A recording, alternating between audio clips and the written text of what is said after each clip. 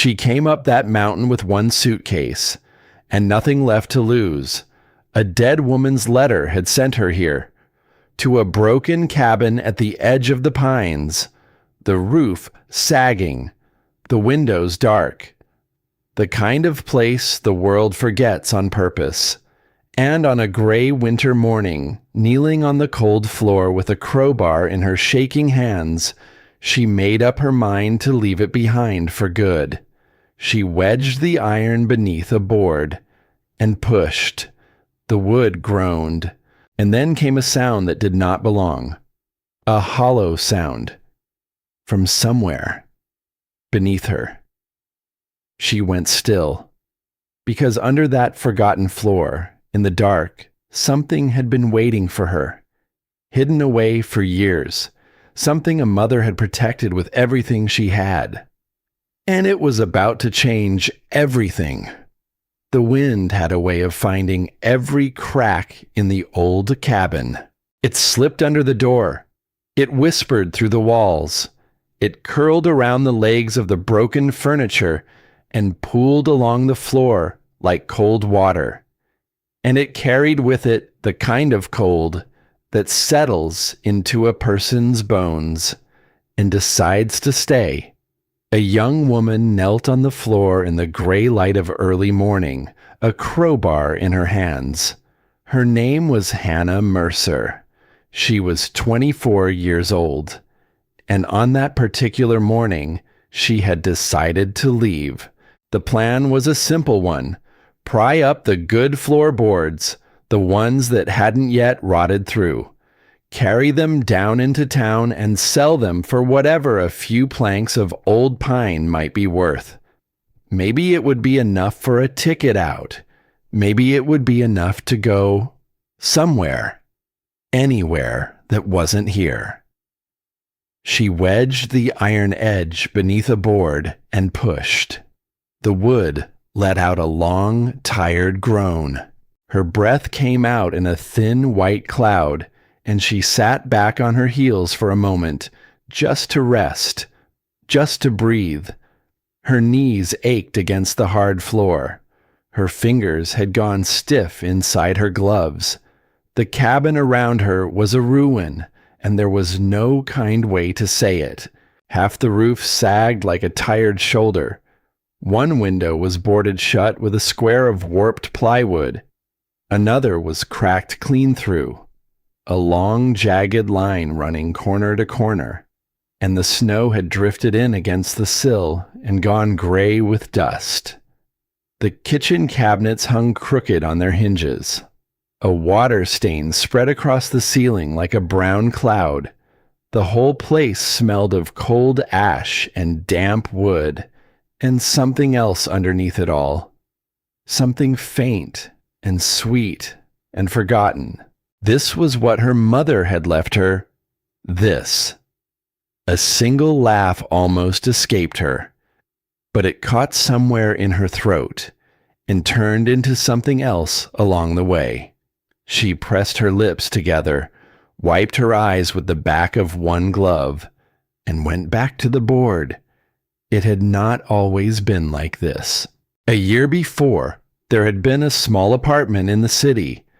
Nothing fancy, by any stretch. The wallpaper peeled at the corners. The radiator hissed and rattled like an old man clearing his throat in the next room. But it had been warm. And on Sunday mornings, the whole little place would fill, edge to edge, with the smell of pancakes. Her mother, Eleanor, made them the same way every single week. Blueberries, when there were blueberries to be had. A little too much butter. A little too much sweetness. The kind that lingered on your tongue. She would stand at the stove in her worn old robe, humming some tune that had no name, swaying just slightly, as if the morning itself were a slow song only she could hear. "Sit," she would say, without turning around. "Eat. The day can wait." And somehow, the day always did.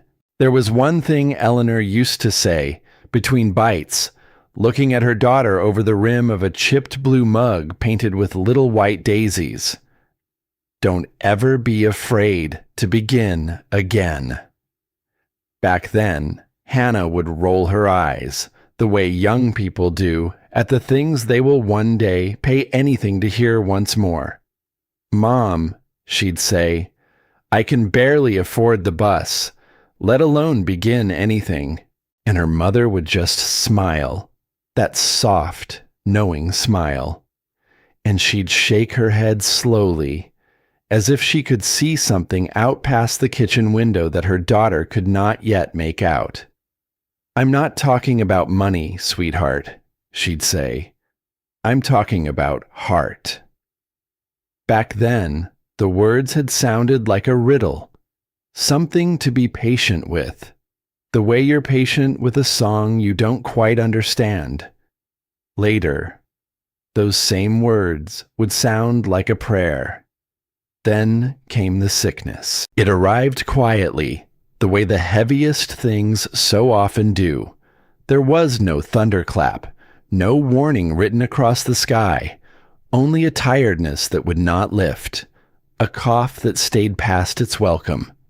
And then a doctor's voice, gone gentle and careful in a way that told you the truth long before the words ever caught up. After that, the whole year seemed to fold in on itself. Hannah set her studies aside. She took whatever work she could find, sometimes 2 jobs at once, coming home with her hands raw and her eyes red. She sold the things they could spare, and then, when the spare things ran out, she began selling the things they couldn't. The little car went first, then a few pieces of furniture, carried out the door by strangers who didn't meet her eyes. Bit by bit, the apartment grew emptier until a person's footsteps began to echo where they hadn't echoed before. But the bills kept coming. They had a way of arriving faster than anything else, and the time kept running out. There was a night near the end. The room was quiet, except for the soft, steady hum of the machines. Hannah sat in a hard chair pulled close to a narrow bed, holding a hand that had grown thin and light as paper. "I'm sorry," she whispered into the dim. Her mother's eyes opened, slow and tired. "For what?" "For not fixing this." And Eleanor, even then, even there, found somewhere inside herself the strength to smile. "Oh, child," she said softly, "you were never meant to fix this." Tears spilled down Hannah's face and dropped onto the thin blanket. "But I tried so hard." "I know you did." A pause, a breath, gathered with effort. "And that is how I know you'll be all right." Hannah shook her head, hard like a girl half her age. "I won't." "You will." And then her mother said something that would stay with her long after the room had gone silent. "When everything falls apart," she whispered, her voice no more than a thread now, "don't be afraid to begin again." A few weeks later, she was gone, and the silence she left behind was a sound all its own. After that, the world came apart at the seams. The rent went unpaid, because there was nothing left to pay it with. The little bit of savings, what small cushion there had ever been, drained away like water slipping through open fingers. And one cold morning, Hannah found herself standing out on a sidewalk with a single suitcase at her feet, watching strangers carry boxes into the rooms that used to be home. Somewhere above her, in another window, someone was laughing at something. Somewhere, somebody's ordinary life was simply rolling on forward. And she stood there in the gray, waiting for the tears to come. But they didn't. Sometimes a heart breaks so many times that even the tears grow tired of it. They had been spent. There were none left to spare. So she picked up the suitcase by its worn handle, and she kept moving. Because what else was there to do? For weeks after that, there was no place to truly land. A friend's couch until the friend ran out of patience and pillows both. A church basement that unlocked its doors when the nights turned bitter, with rows of cots and the smell of weak coffee and other tired people trying to be quiet in the dark. A long stretch of days that all began to look the same. She grew very good in those weeks at making herself small, at taking up less room, at thanking people softly and asking for as little as a person could ask for. And then, the letter. It came folded inside an envelope so old the paper had gone the color of weak tea. A kind woman who helped run one of those shelters had kept it tucked away in a drawer, waiting, it turned out, for years. She drew it out one quiet afternoon and pressed it gently into Hannah's hands, her eyes soft with something that looked almost like sorrow. "Your mother left this," she said, "a long time back. She asked me to hold on to it for safekeeping." A pause. The woman seemed to weigh her next words. She said, "Don't you give this to my girl until she's lost everything." Hannah stared down at the envelope. Her own name was written across the front in a hand she would know anywhere in this world. Her fingers trembled as she opened it. Inside were two things: a letter, folded small, and a second sheet, thicker, stamped and signed and official looking, which turned out to be a deed to a piece of land, a cabin, in some small town tucked up high in the mountains, a place she had never once heard her mother so much as mention, not in passing, not in a story, not ever. The letter itself was short. "My dearest Hannah," it began, "if you are reading this, then life has gone and broken your heart the way it once broke mine." The words swam. She blinked hard, wiped her eyes, and kept reading. "I didn't leave you riches. I left you a chance. Take it." That was all of it. No map, no explanation, no reason in all the wide world for a woman who had owned so little, who had counted out her coins at the grocery counter, to have a piece of land waiting in a place so far away. Just a chance, folded up small and slipped into an envelope. And for the first time in longer than she could remember, something stirred inside her. Not happiness, not yet. Something quieter than that. Something stranger. Curiosity. And sometimes curiosity is enough to carry a person through one more day. The town, when she finally found a way to look it up, was barely a town at all.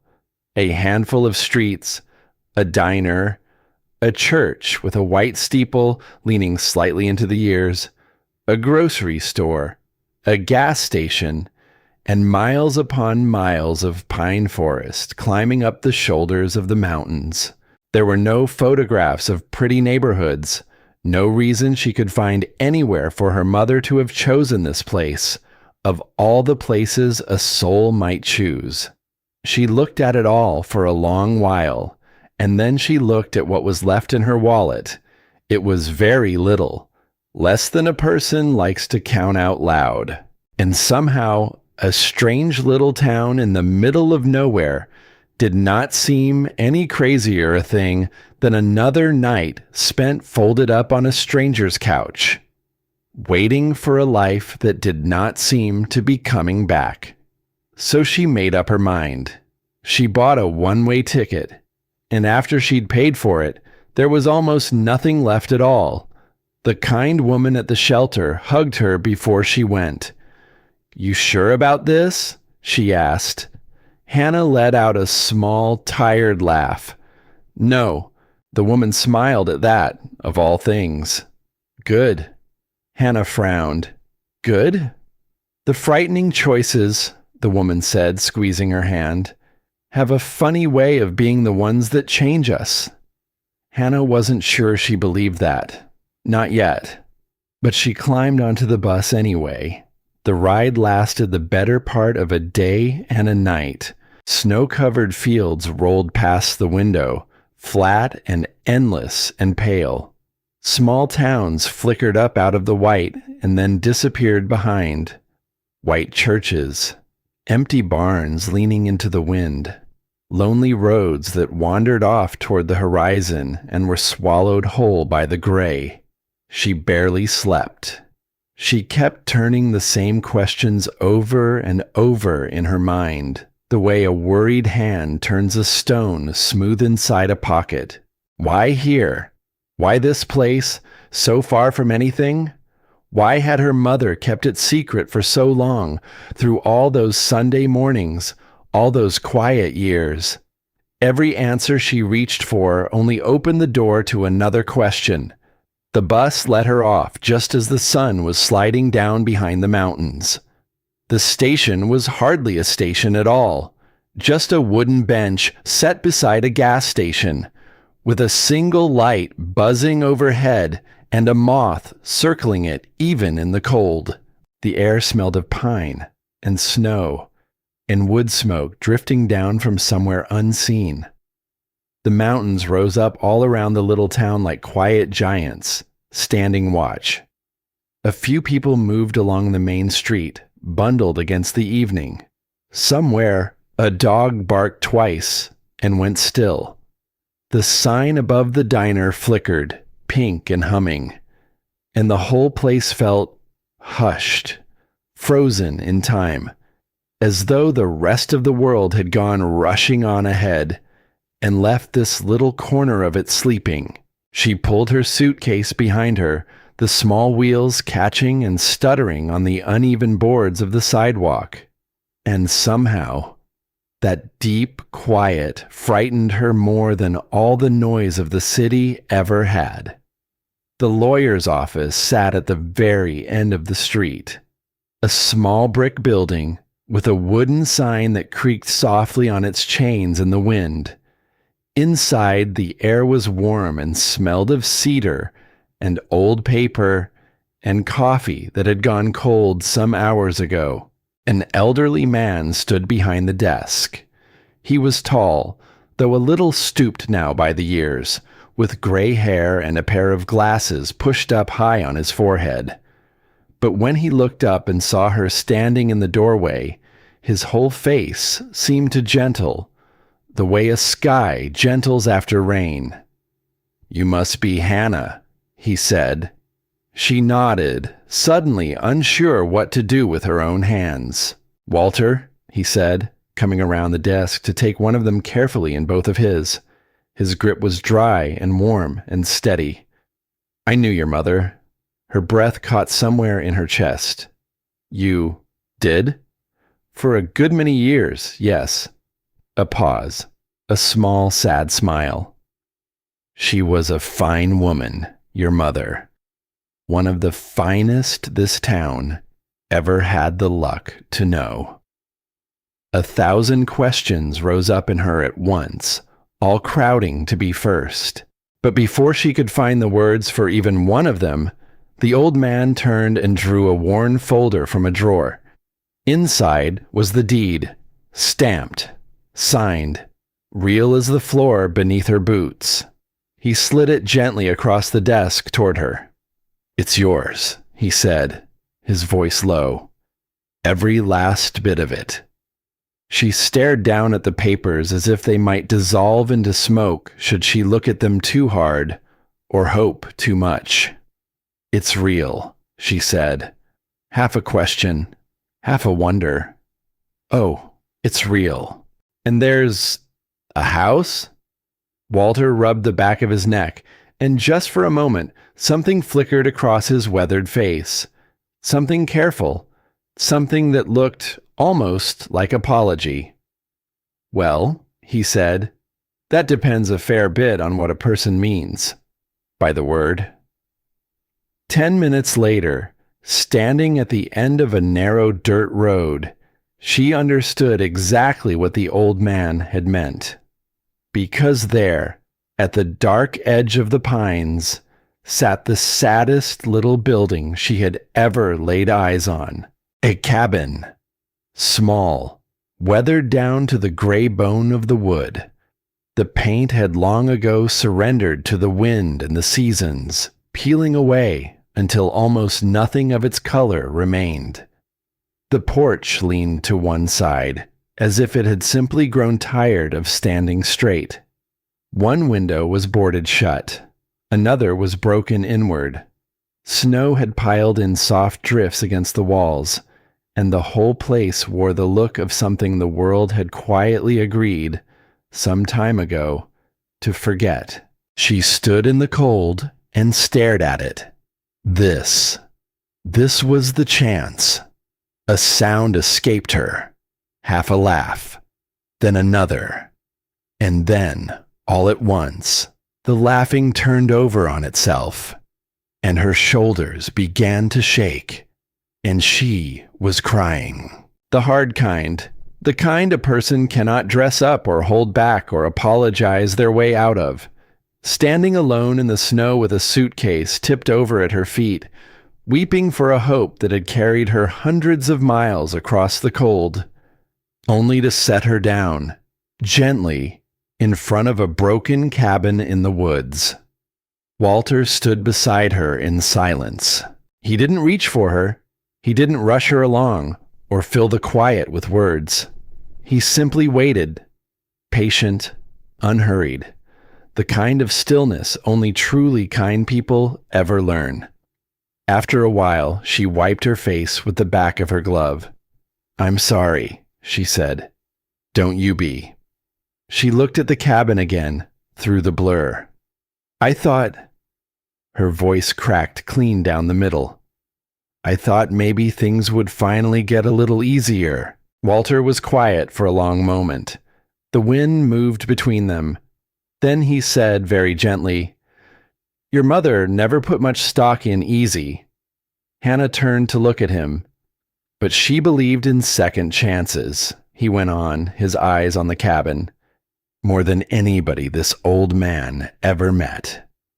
He reached into the pocket of his coat and drew out something small, a brass key, old, worn smooth at the edges, the way a thing gets when it has been held, and held, and held again, by hands that loved it.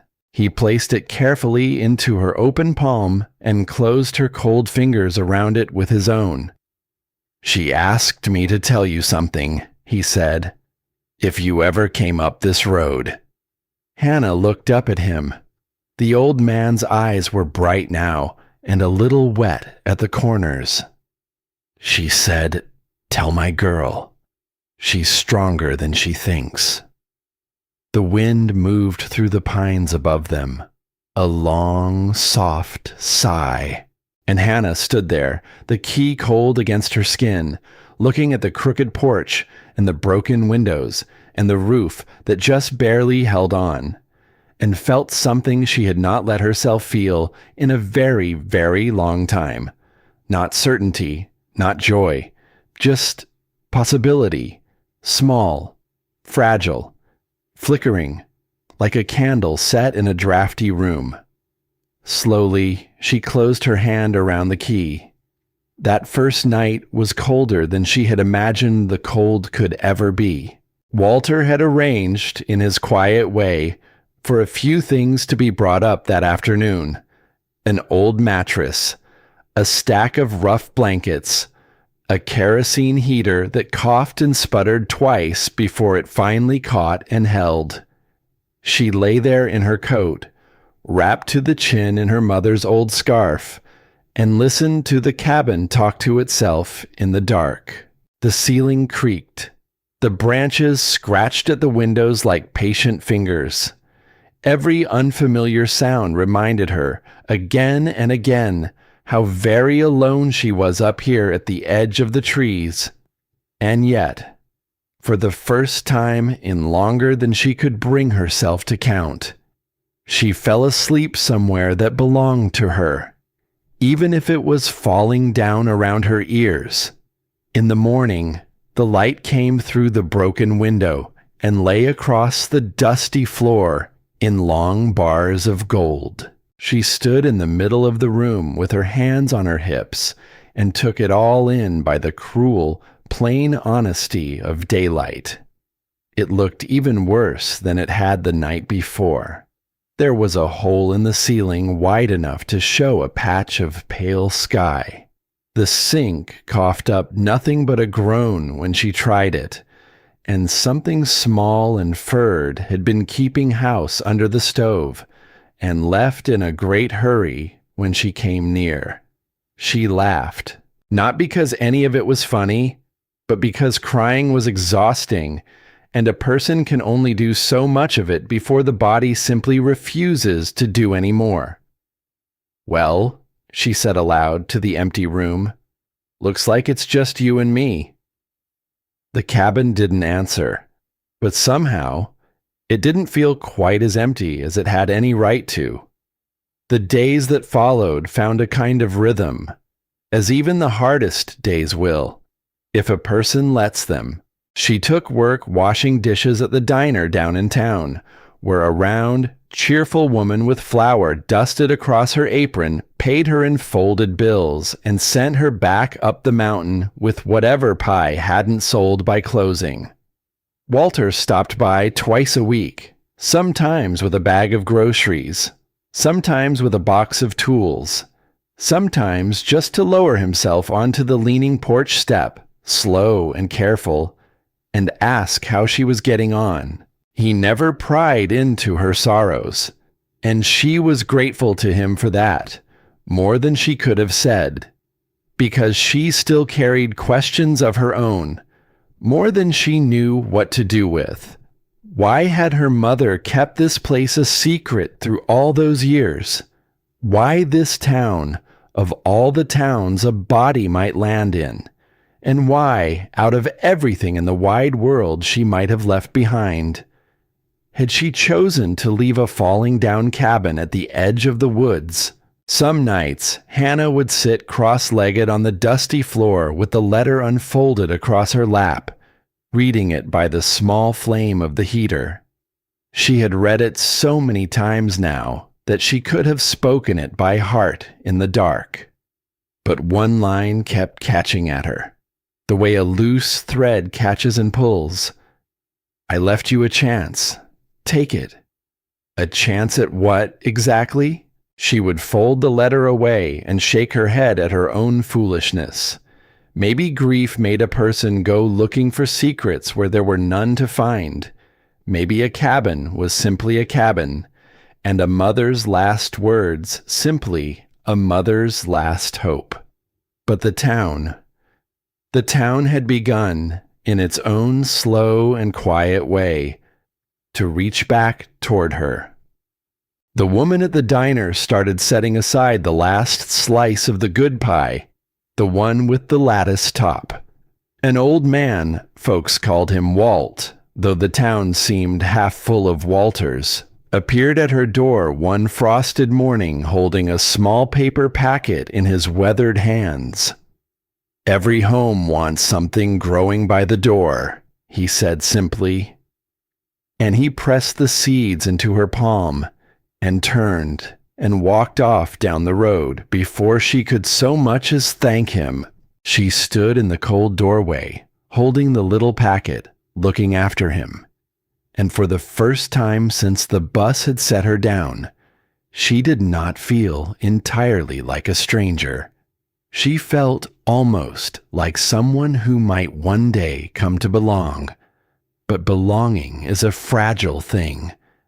And on a gray morning near the end of that first long stretch of weeks, Hannah made up her mind to give it up. She told herself it was only sensible. The cold was deepening by the day. The little money from the diner barely stretched to cover food. The cabin was past saving, surely, and she was no carpenter, no worker of miracles. Some chances, she told herself, were nothing but losses wearing prettier clothes. So she would do the practical thing. She would take up the good boards, sell off what could be sold, and go back down the mountain to begin again somewhere a little gentler, somewhere a little warmer, somewhere that asked a little less of a person who had so little left to give. She found the crowbar in the bottom of the box of tools Walter had left behind, and she knelt down on the cold floor by the old stone fireplace and set to work. The first few boards came up easily enough, gray, warped, useless, every one of them. She set them aside with a sigh, and the sigh hung in the cold air like a small ghost. This was going to be a longer job than she had hoped, a sadder one too. But near the hearth, the wood began to change. These boards ran darker, older. The grain was tighter, the nails set deeper into the planks, as if whoever had laid them down all those years ago had meant for them to stay put. She wedged the iron edge beneath the lip of one and pushed. It didn't give. She frowned, set her shoulder into it, pushed again, harder this time, until her arms trembled and her breath came ragged in the cold. And then the board lifted, and a sound rose up from beneath the floor, a hollow sound. She went very still. Her heart, without quite knowing the reason why, had begun to pound against her ribs. Slowly, she set the crowbar down on the floor beside her. She ran her fingertips along the edge of the dark boards, brushing away a lifetime's worth of dust. And there, where the dust gave way beneath her fingers, she felt it. A seam. A long, straight seam set into the floor, almost too fine for the eye to catch. A corner raised just slightly. The faint, deliberate outline of something that was not a floor at all. A door, set into the floor of a cabin her mother had kept secret for years. A hidden door. Her breath caught hard in her chest. No, she whispered into the empty room. No way. She pried at the edge with trembling fingers, and a puff of cold air rose up to meet her. Air that smelled of earth and old wood and time itself. Air that came drifting up from somewhere down below. And her mother's voice came drifting up too, from somewhere deep in memory. I left you a chance. Hannah knelt there in the gold of the morning light, her hand resting flat against the edge of a hidden door, her heart hammering away beneath her coat. And slowly, very slowly, she came to understand that she had been wrong about all of it.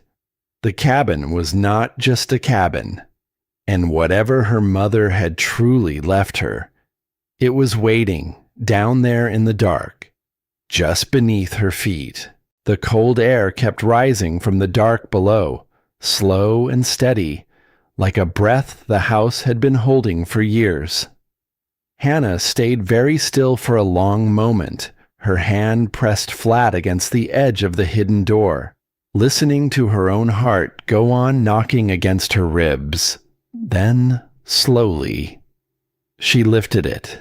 The wood was heavier than she had imagined. It came up with a low groan and a soft shower of dust, and she set it back against the floorboards with both hands, careful, the way a person handles a thing they do not yet understand.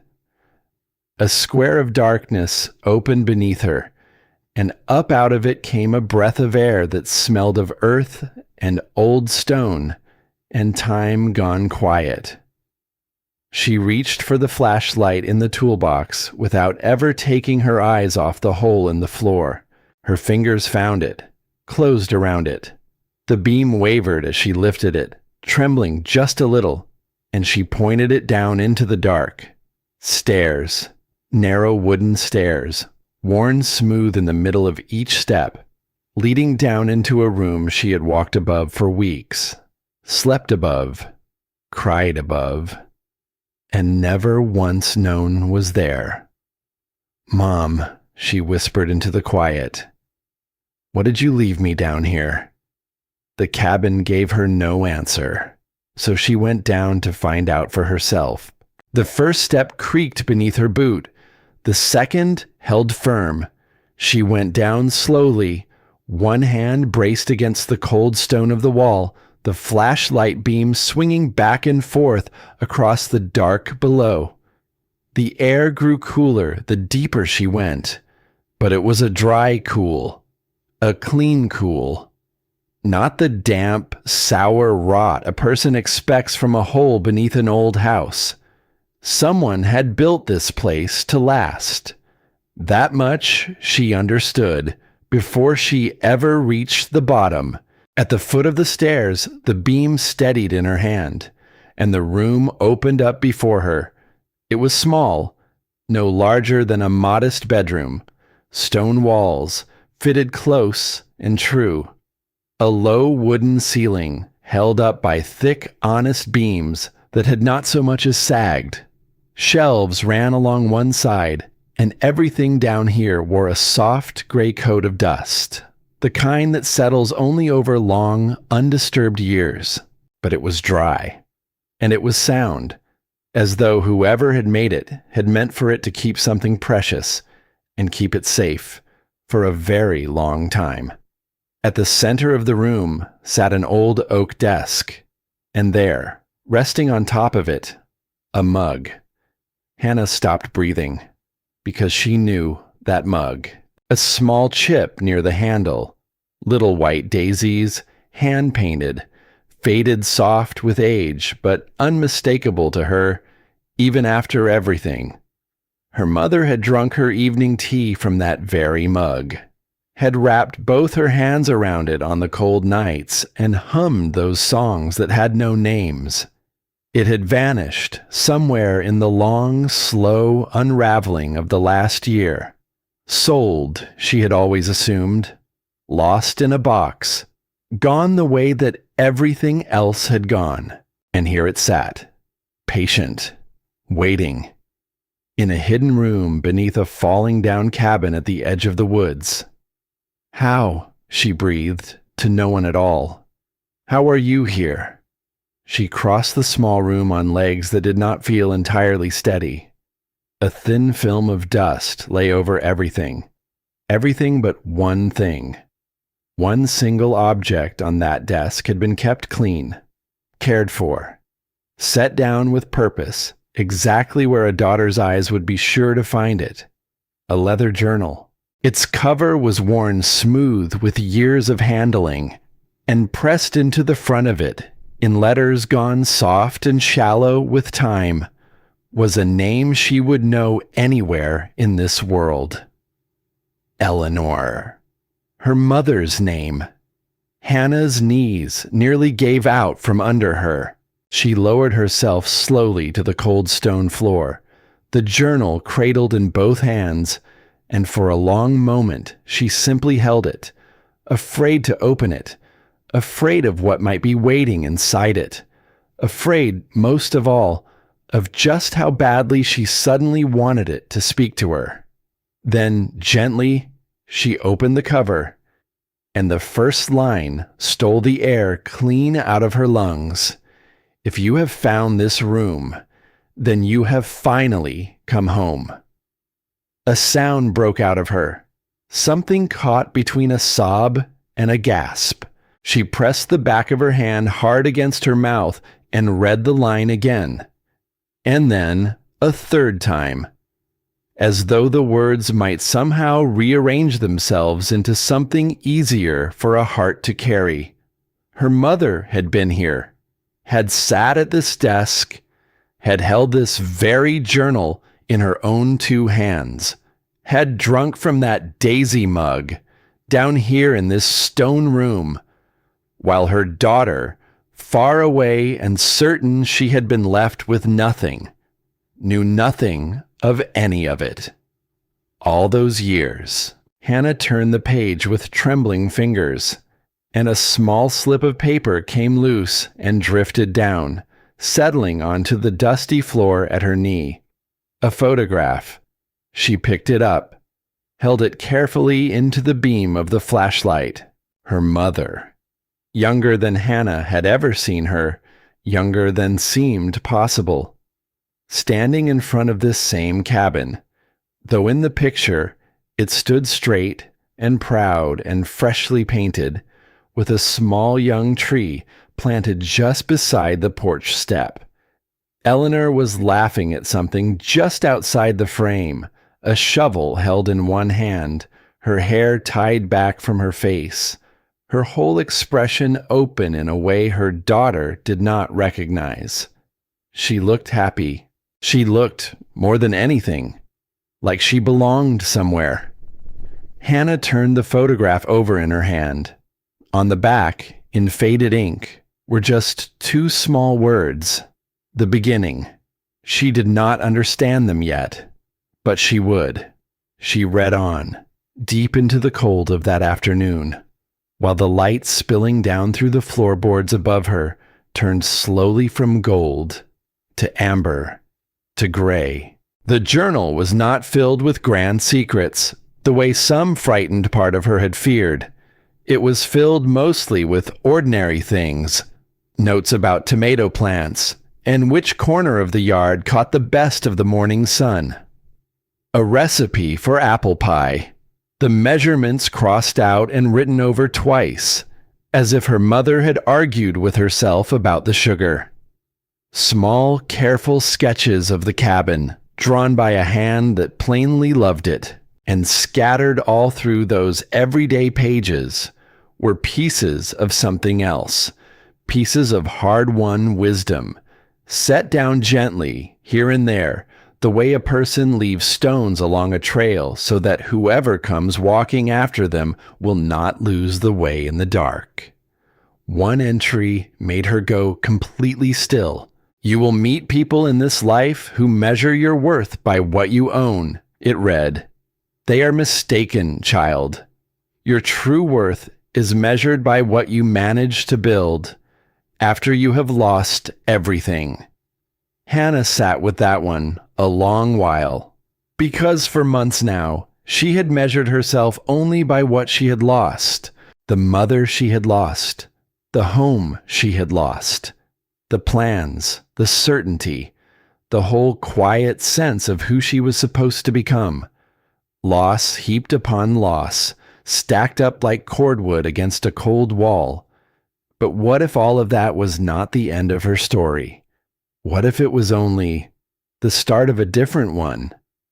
She turned the page, and the next entry stopped her cold, because the next entry was not about tomatoes, or apple pie, or the slant of the morning sun. It was a confession. The pages told of another young woman, from long before, frightened and alone and all out of road. A woman who had once come to this very town, one hard winter, with nothing in her hands but a worn suitcase and a heart broken so many times over that the tears had simply run dry. A woman with no money to her name, no family left to speak of, no corner of the wide, cold world that was hers. And Hannah's hands began to shake as she read on, because slowly, line by line, page by quiet page, she came to understand who that frightened young woman had been. It was her mother, Eleanor, long, long before the small apartment in the city, long before the Sunday pancakes and the chipped blue mug, and the songs without names hummed at the stove. Before any of it. There had been a winter when Eleanor herself had stepped down off a bus into this same small town with empty hands and a hollowed-out chest, certain in her bones that she had come at last to the end of everything.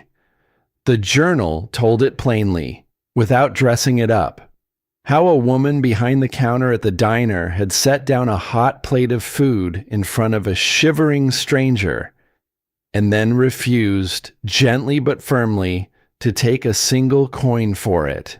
How an old man had appeared at her door not long after with a box of borrowed tools and a quiet word, and had asked for nothing at all in return. How the people of this small, half-forgotten place, folks who had little enough to spare themselves, had simply opened their arms to a stranger who could give them nothing back, and how, little by little, season by season, on a patch of land bought with years of saved-up coins and a great deal of borrowed courage, that frightened young woman had built a cabin, and then built a life inside it, and then, hardest of all, built a self she could bear to live within. This place, this broken, leaning, half-forgotten cabin at the edge of the pines.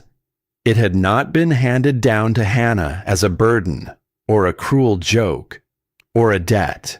It had been left to her as an inheritance of an altogether different kind, because once, a long time ago, it had been her mother's second chance, and now it had become hers. Hannah sat down on the cold stone floor with the journal open across her lap, and she wept. But not the hard, scraping weeping of grief this time, not the kind that leaves a person raw and emptied. This was something gentler, something that felt, strangely, almost like relief, because for over a year now, she had carried a quiet and terrible belief deep down in her chest, a belief she had been ashamed even to say aloud to herself, that she had been left behind, that when her mother went, she had gone and taken every last warm thing in the world with her, and left her daughter standing alone in the cold, with nothing but empty hands. But it had not been true, not for a single day of it, even gone, even silent, even from the other side of a goodbye. Her mother had gone on quietly, finding a way to reach across the long distance between them and hold her daughter's hand. The cabin, the cellar, the journal, the little jars, the little jars. Hannah lifted the flashlight and swung the beam slowly toward the shelves along the far wall. She had very nearly missed them. Glass jars, a whole long row of them, lined up neat and patient, each one sealed with a lid gone cloudy and dull with age, and inside each jar, packed down careful and tight, rolled bills, ones, fives, tens, a few that were larger than that. Not a fortune. Nothing in all of it that would ever make a person rich. But every last bill had been earned by hands that had worked far too hard for it. Set aside, coin by coin, over years and years of going without, sealed up in glass, and carried down into the dark to wait. For this. For her. Hannah lifted one of the jars from the shelf and held it against her chest, the cool of the glass pressing through her coat and into her skin. And she understood then, all the way down, that the money was the very smallest part of what had been kept down here. The largest part, by far, was the love it had taken to save it. She climbed back up the stairs as the last of the daylight was leaving the sky, and she told no one what she had found. Not Walter, not Ruth at the diner, no one at all. For a few days, she kept the hidden door covered over with an old rug, returning to the room only after dark had settled. She would sit at her mother's desk with the daisy mug set beside her and the journal open in her lap, reading by the small, steady flame of the heater while the wind walked the roof above her. And something inside her began, slowly, to change. It did not happen all at once. There was no single moment she could have pointed to. No sudden lightning strike of certainty. It happened the way a sunrise happens. so gradual that a person cannot name the instant the dark turned into light. They only know that, at some point along the way, they can see. She noticed it the morning she stood at the edge of the yard, looking up at the broken cabin. And for the first time, she did not see a ruin. She saw a possibility. And strangely, that frightened her more than the ruin ever had. Because hope is a dangerous thing to let back into a heart. Once a person opens the door to it, they have something to lose all over again. But she let it in anyway. She used a little of what was in the jars. Not much, just enough. A new hammer, a stack of fresh-cut boards, a bundle of roofing shingles tied with rough twine, a second-hand ladder that wobbled on its old hinges but held a body's weight. And then, on a cold, bright morning, she began. Walter noticed.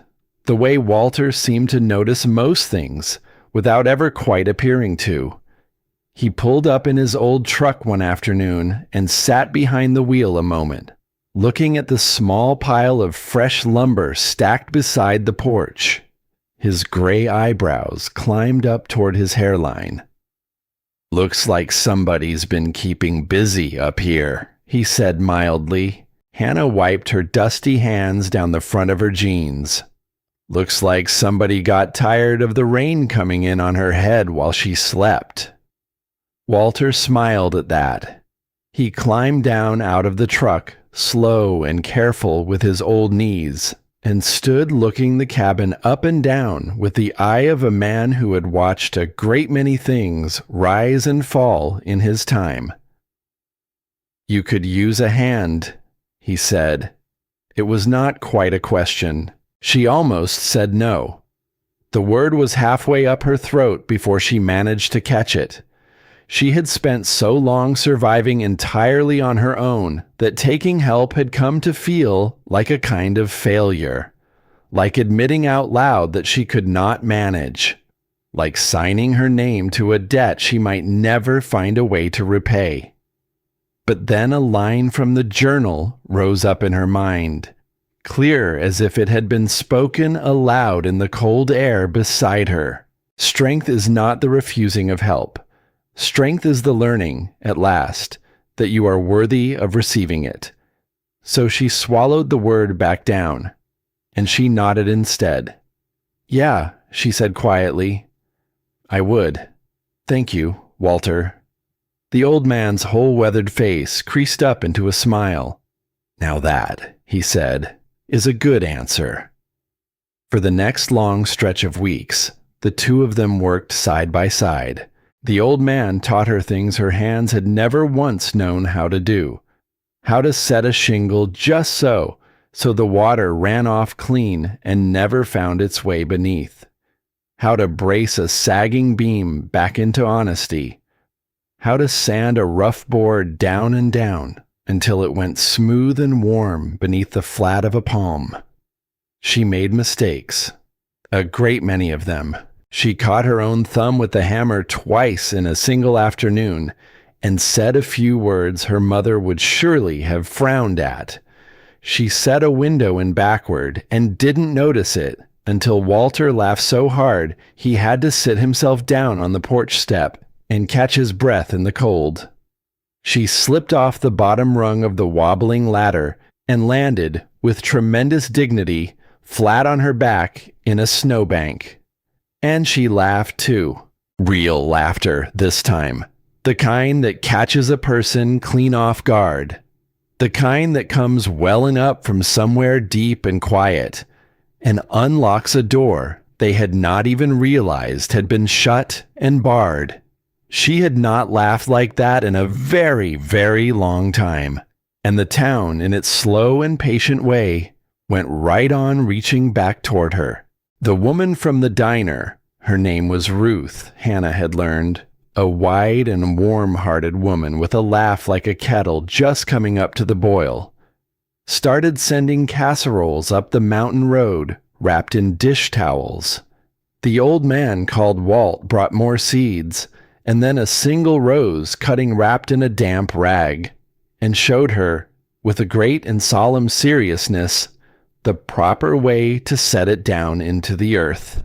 A woman from the small white church appeared one frosted morning with an armload of quilts.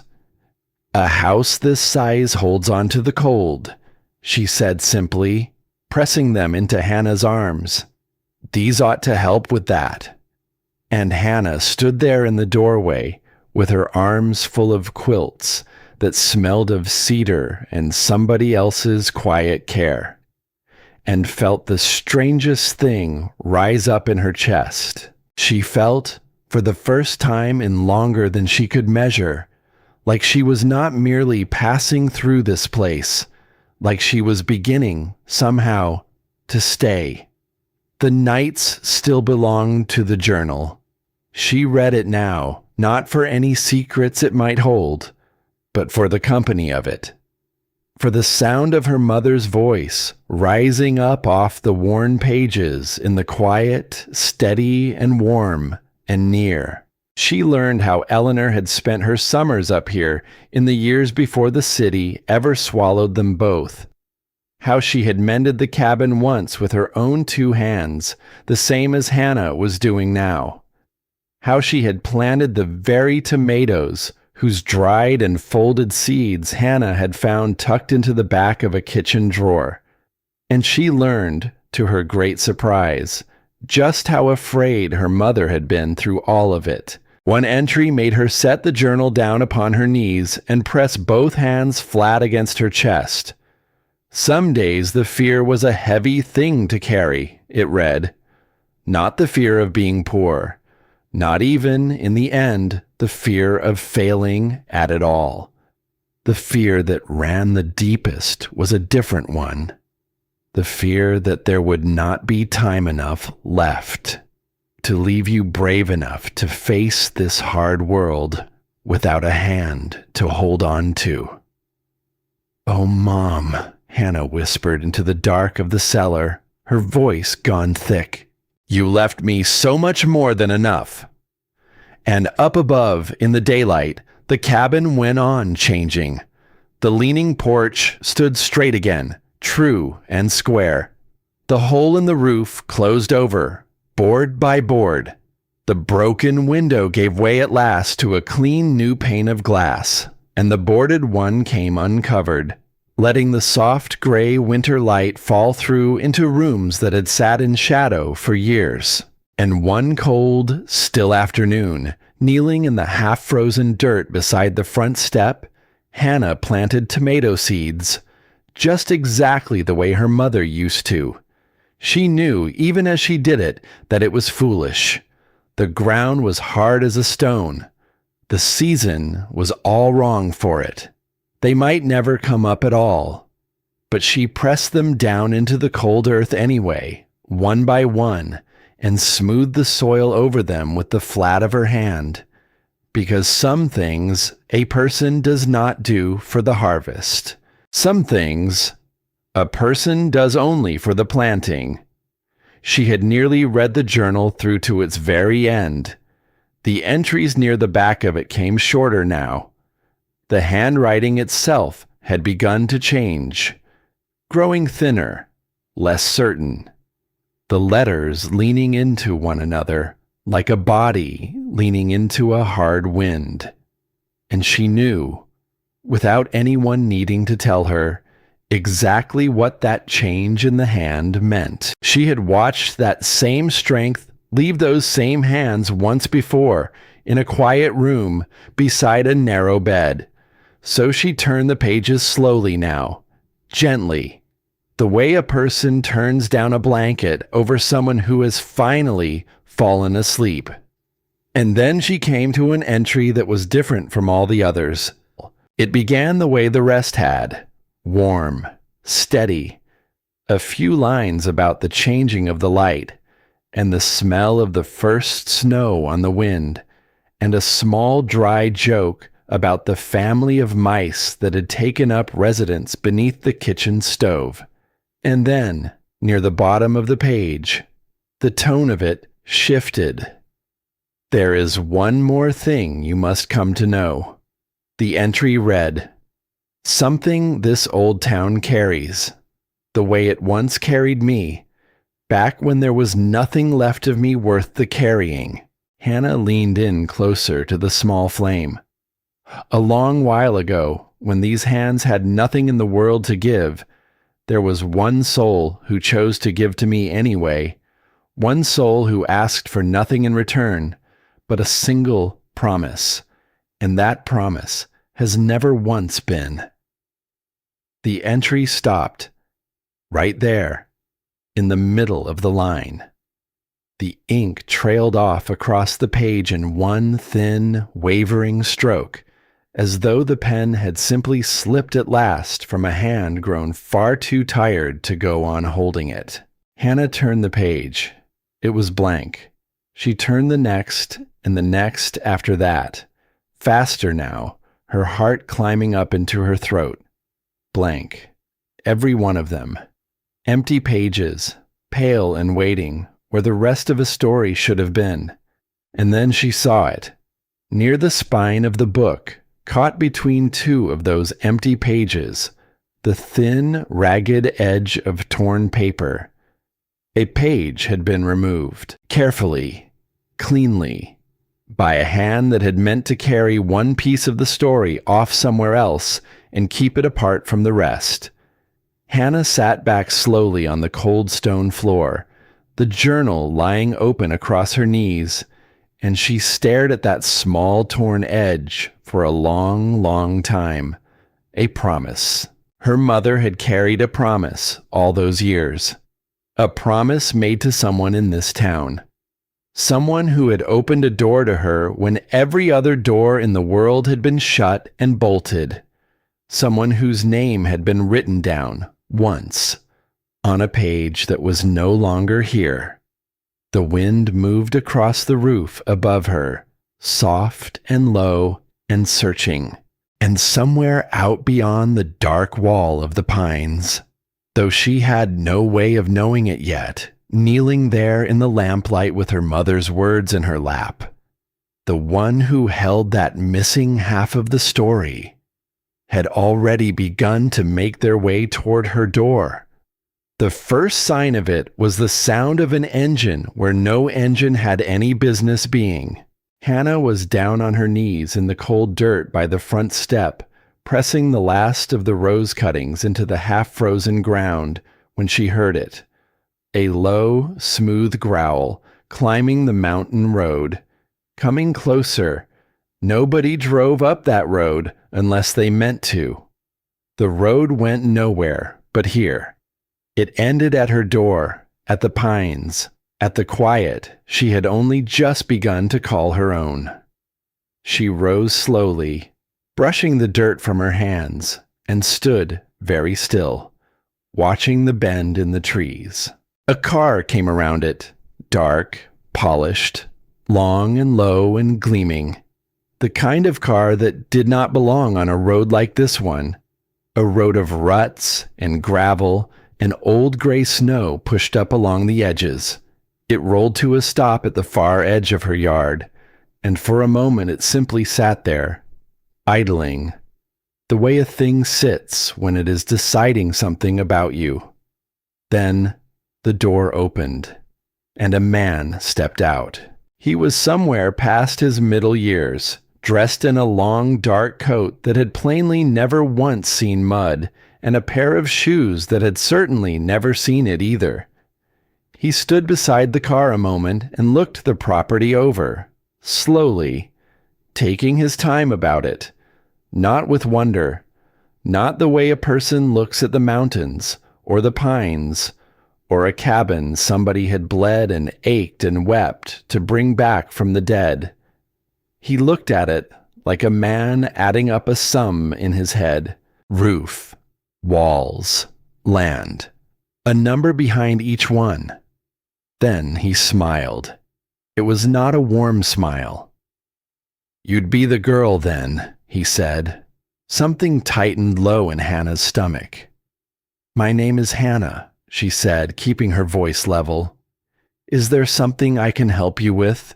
The man slid his hands into the pockets of his coat and took a few unhurried steps closer, his eyes traveling over the new shingles on the roof, the porch she had set straight with her own two hands, the clean, fresh glass in the windows where the broken panes used to be. "You've put a good deal of work into this place," he observed. "More than I would have expected. From someone who only just got here." "It's my home." The word came out of her before she had quite decided to say it, and she heard, in her own voice, just how much she had come to mean it. The man's smile did not so much as flicker. "Yes," he said softly. "That, I'm afraid, is rather the trouble." He reached into his coat and drew out a folded paper, yellowed and soft at the edges, and he held it up between two gloved fingers.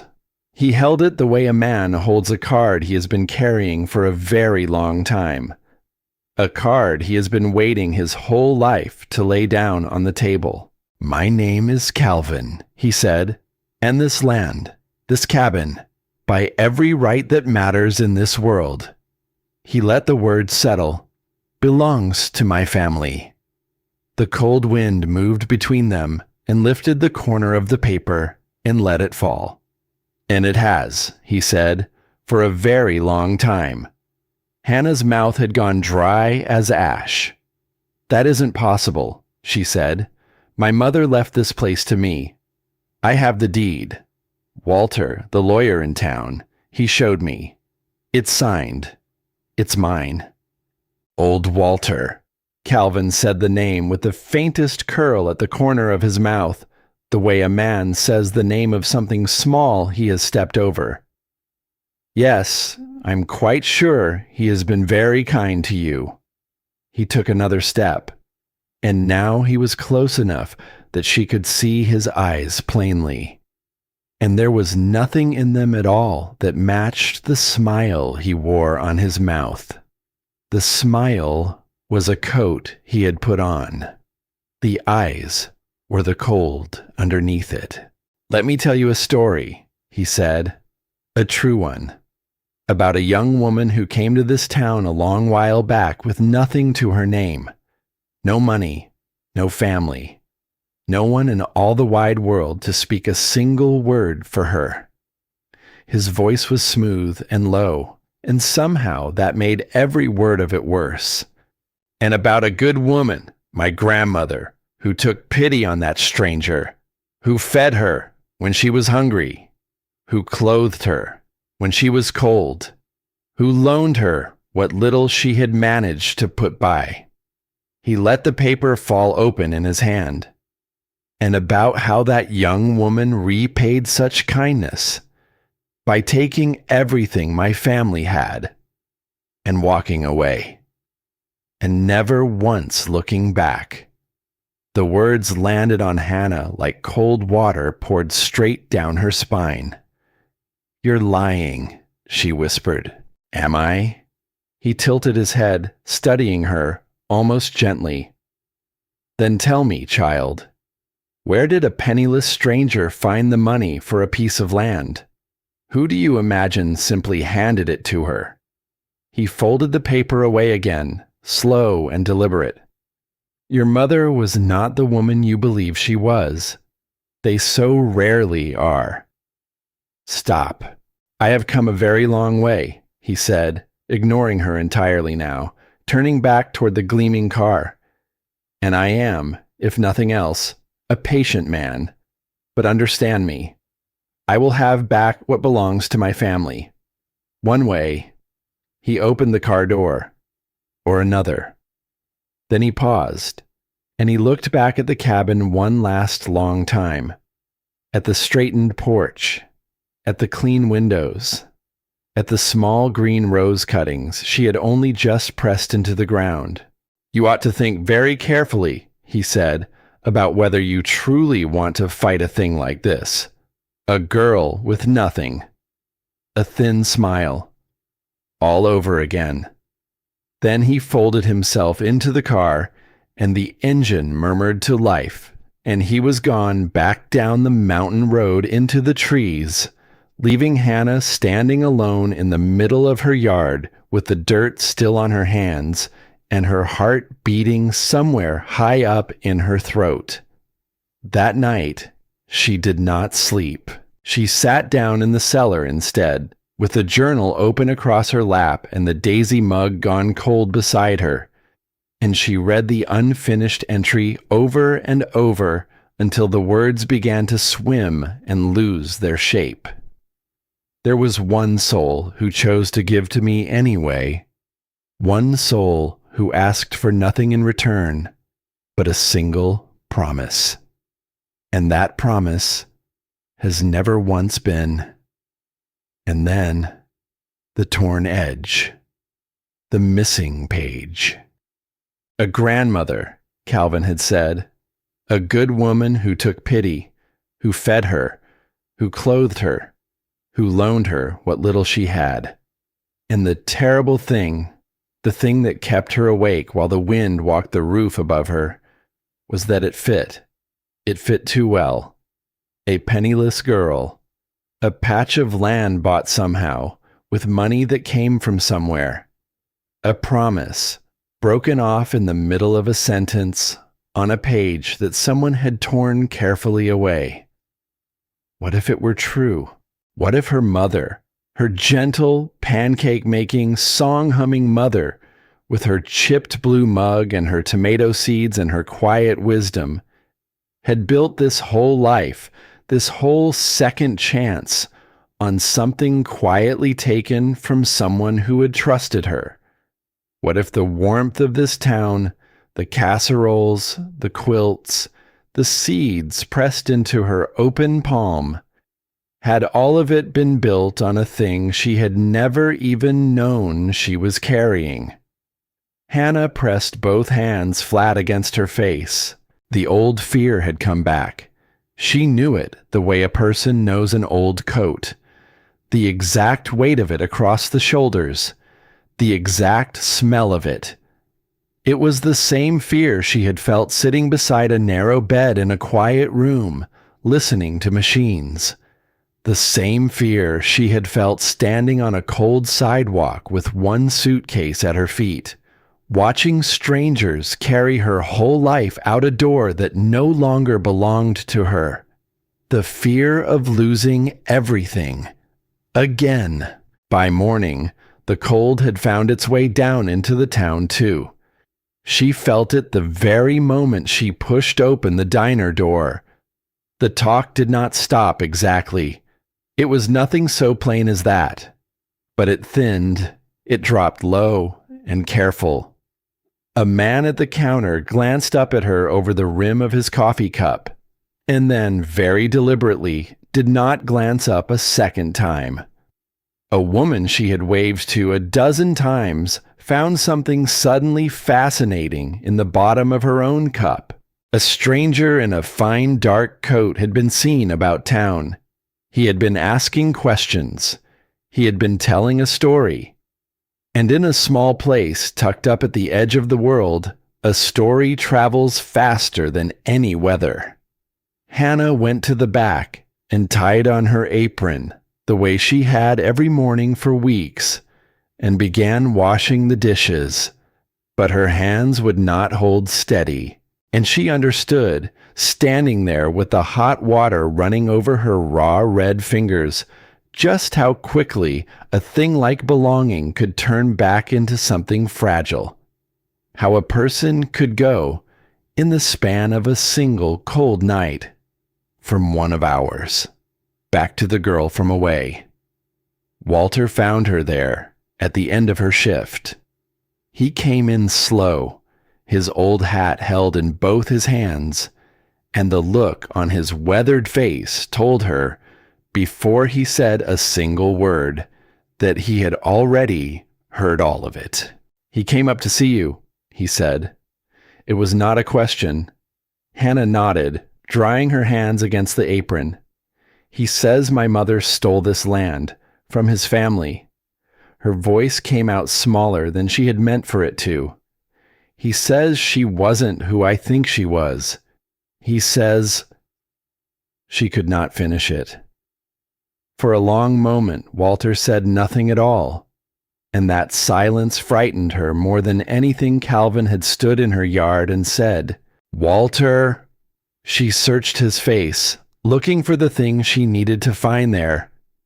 "Tell me it isn't true." The old man let out a long, slow breath, and he lowered himself down onto a stool at the counter, slow and careful, as though the whole weight of all his many years had suddenly, in a single moment, come due at once. "It isn't true," he said. "Not the way that man tells it. Not by a long mile." "Then tell me the way it is." But Walter only shook his gray head, and there was a sorrow in his eyes that she did not understand yet. "It isn't mine to tell, child," he said quietly. "Your mother, she made a promise once, a long time ago. And there are some promises a man doesn't break, even when he wants to, even when it might be kinder to just go ahead and break them." He looked at her, and his voice gentled. "Some doors, you have to be the one to open them yourself. It wouldn't mean the same thing, coming second-hand from an old man's mouth." He reached out and laid one heavy, age-spotted hand over both of hers. "But I will tell you this much, and you can hold me to it," he said. "That man is selling you a story. That's all it is. And the only way in this world to fight a story is with the truth. The whole of it. Every last piece." He squeezed her hands. "So go and find the ones who were here," he said. "Before me. Before you. Before any of it. They were here when she came. And they remember. Lord, do they remember? She might have gone that very day. But that very day was when the second blow fell. She had stopped back by the diner one last time, near closing, only to hang up her apron and leave a quiet word for Ruth. Warm, wide Ruth, with her laugh like a kettle just coming up to the boil. Ruth, who had fed her and clothed her, and from the very first cold day had treated her like something other than a stranger blown in off the road. The lights inside were already low. The chairs were up on the tables. The grill had gone quiet and dark, and Ruth was at the back, near the register, and she was not alone. Calvin stood across the counter from her, his fine dark coat catching the last of the dying light.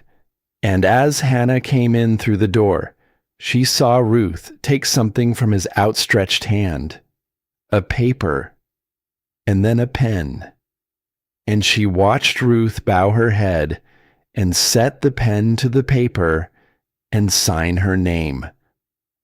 The little bell over the door gave Hannah away. Ruth's head came up sharply, and the look that crossed that broad, kind, familiar face, the guilt, the shame, the sudden and total wish to be anywhere else in all the world but standing right there, told Hannah everything, long before a single word was spoken into the quiet. "Hannah," Ruth breathed. "Honey, Calvin only smiled.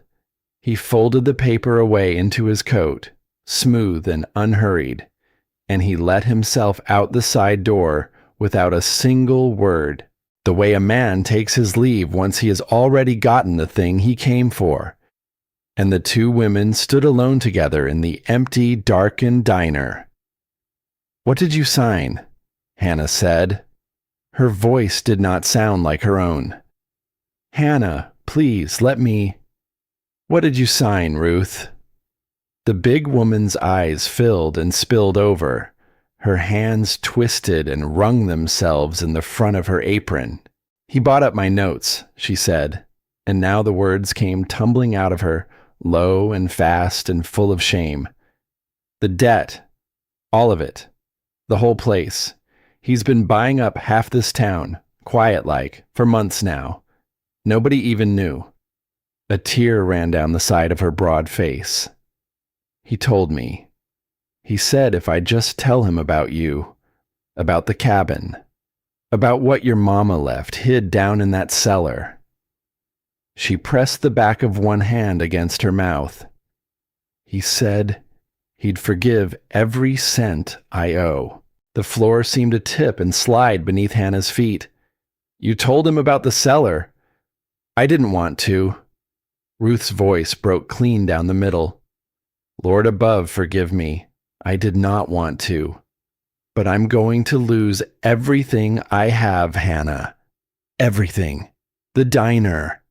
The roof over my head. Everything I ever worked for. She was weeping openly now. I'm so sorry. I am so sorry, honey. Hannah could not make herself speak. She turned and she walked back out into the cold, and she let the door swing shut behind her with the soft little jingle of that bell.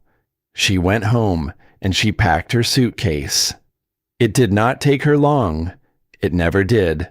A person who has lost everything once already learns, somewhere deep in the body, to keep their whole life small enough to pick up and carry out a door at a moment's notice. She moved through the cabin in the dark, folding, tucking, smoothing things flat, and the old familiar numbness settled down over her like snow falling on a field.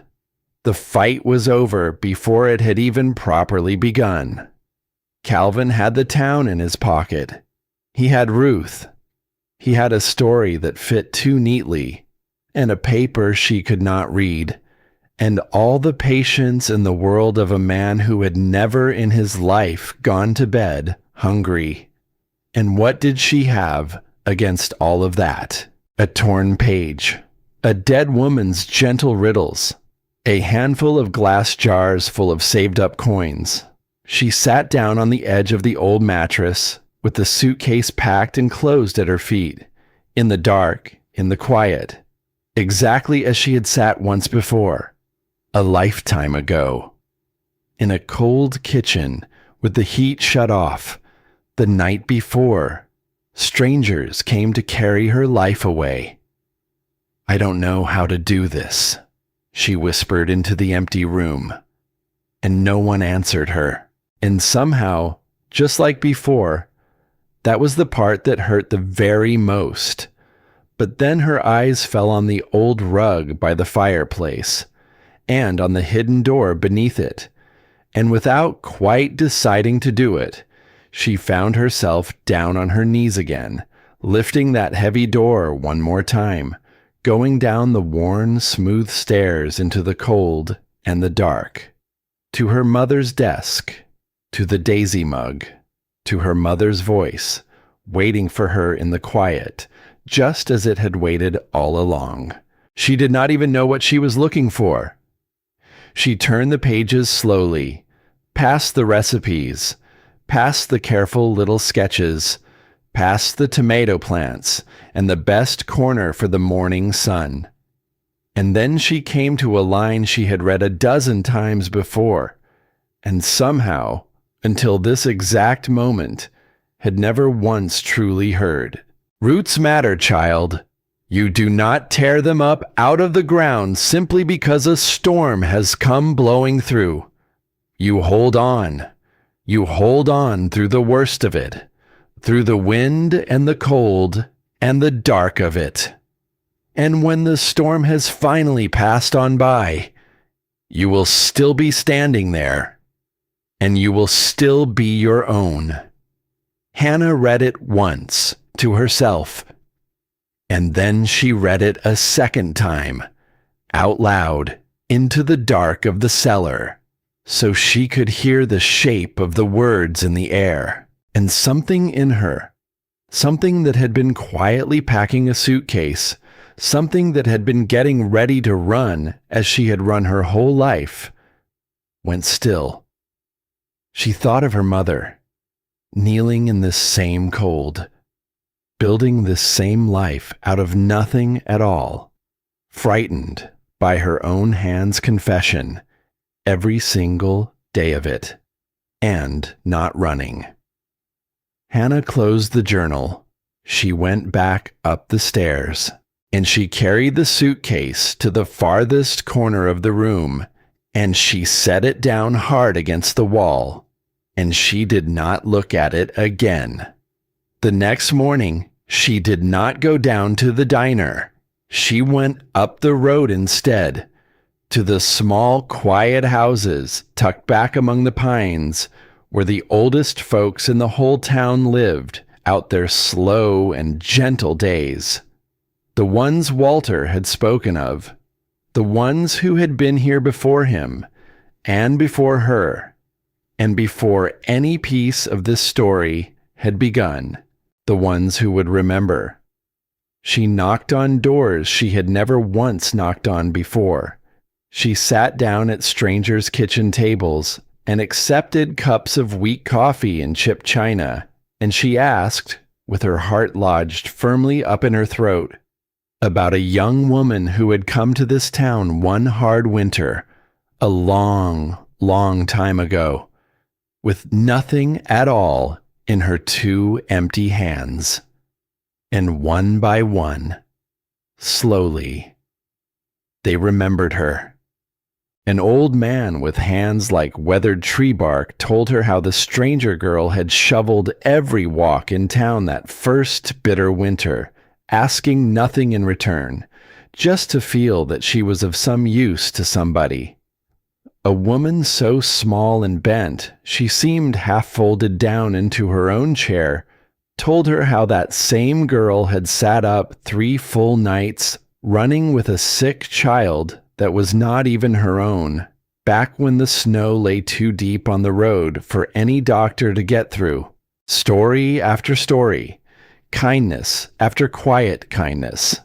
And then, near the very end of the road, in the last small house before the dark pines closed over everything, Hannah knocked on one more door, and it was opened by a woman older than anyone she had met yet.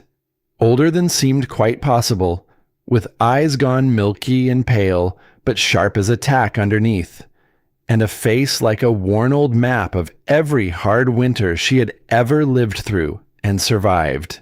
The old woman stood in the cold doorway and looked at her for a long, long moment, and then she said, in a voice like dry leaves moving across a porch, "You've got her face. Lord have mercy. You've got your mama's whole face." Her name was Opal, and she had known Eleanor longer than anyone left living in that town.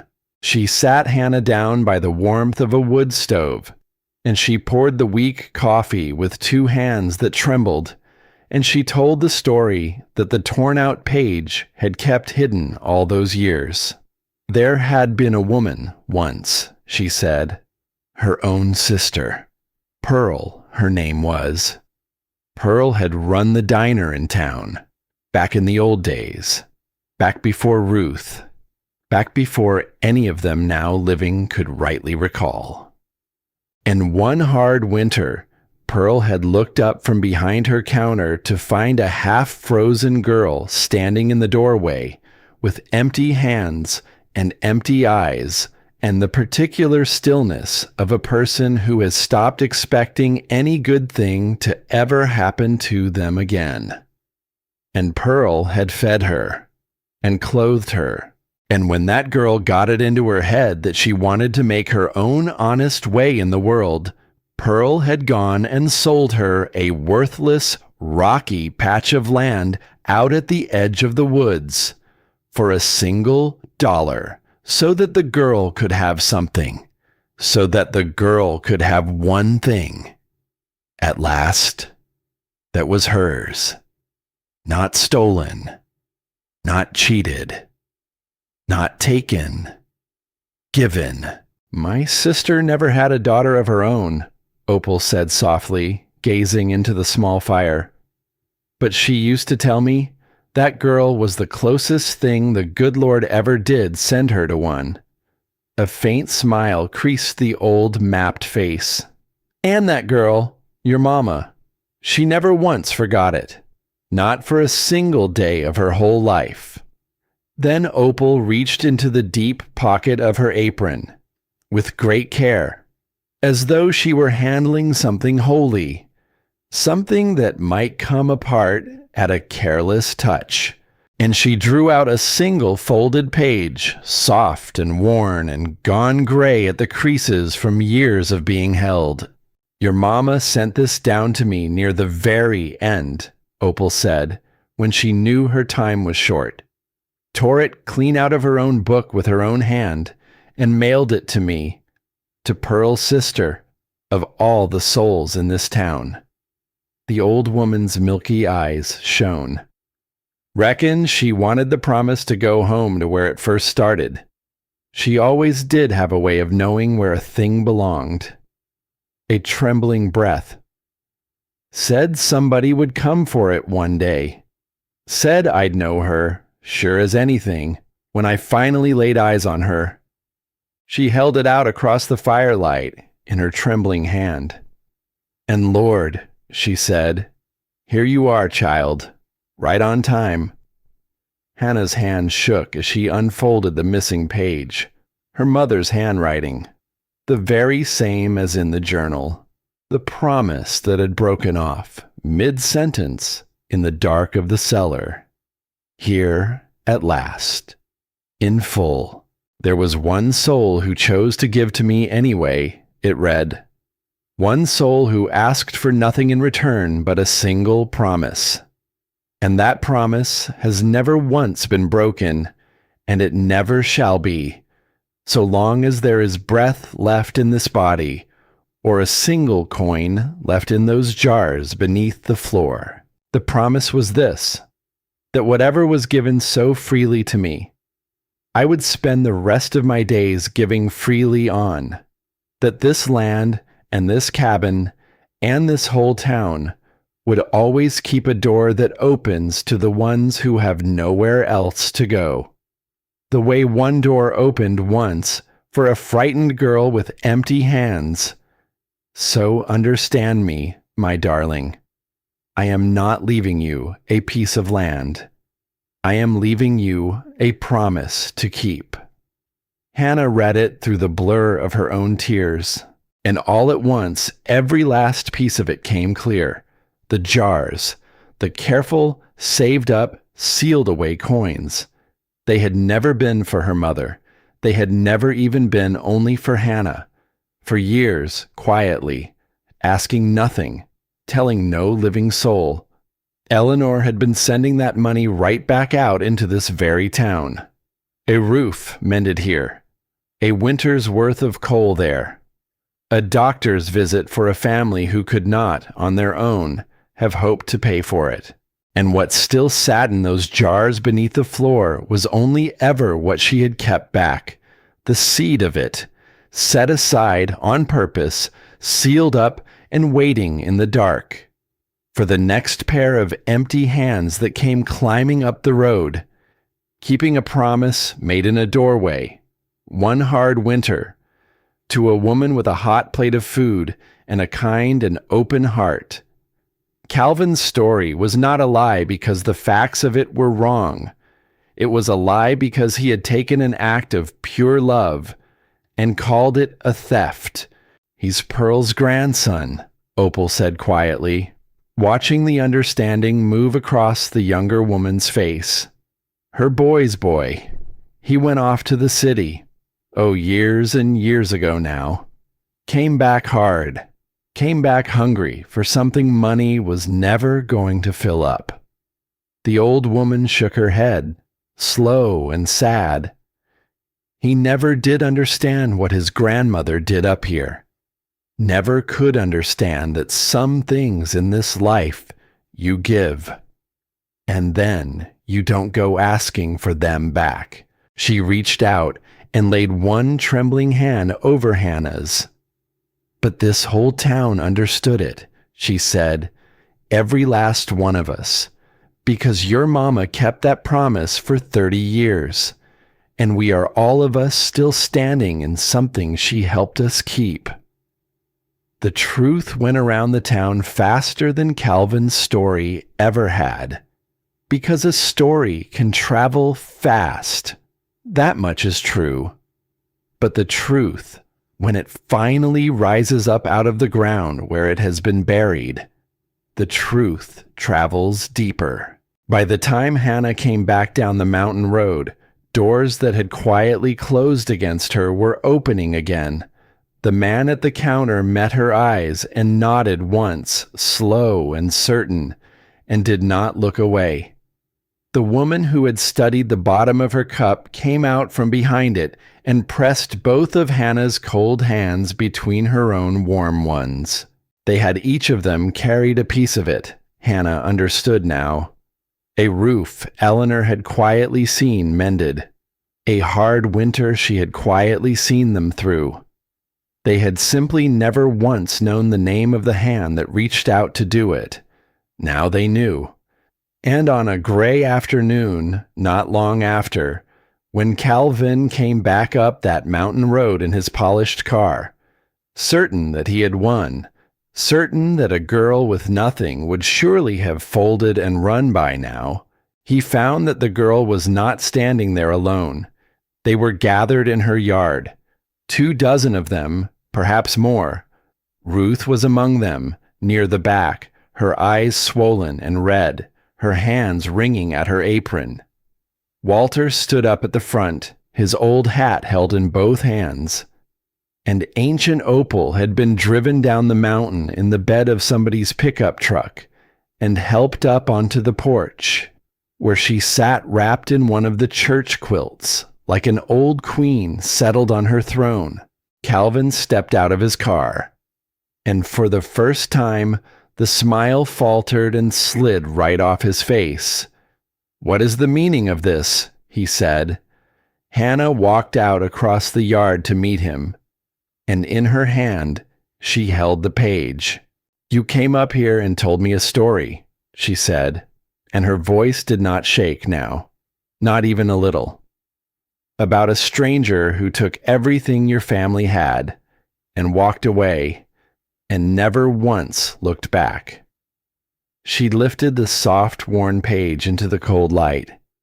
"But you left out the part where your grandmother gave it.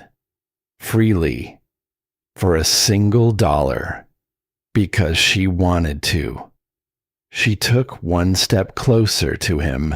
"And you left out the 30 years my mother spent paying that one kindness back, not to your family, to this whole town, quietly, asking nothing from anybody, ever."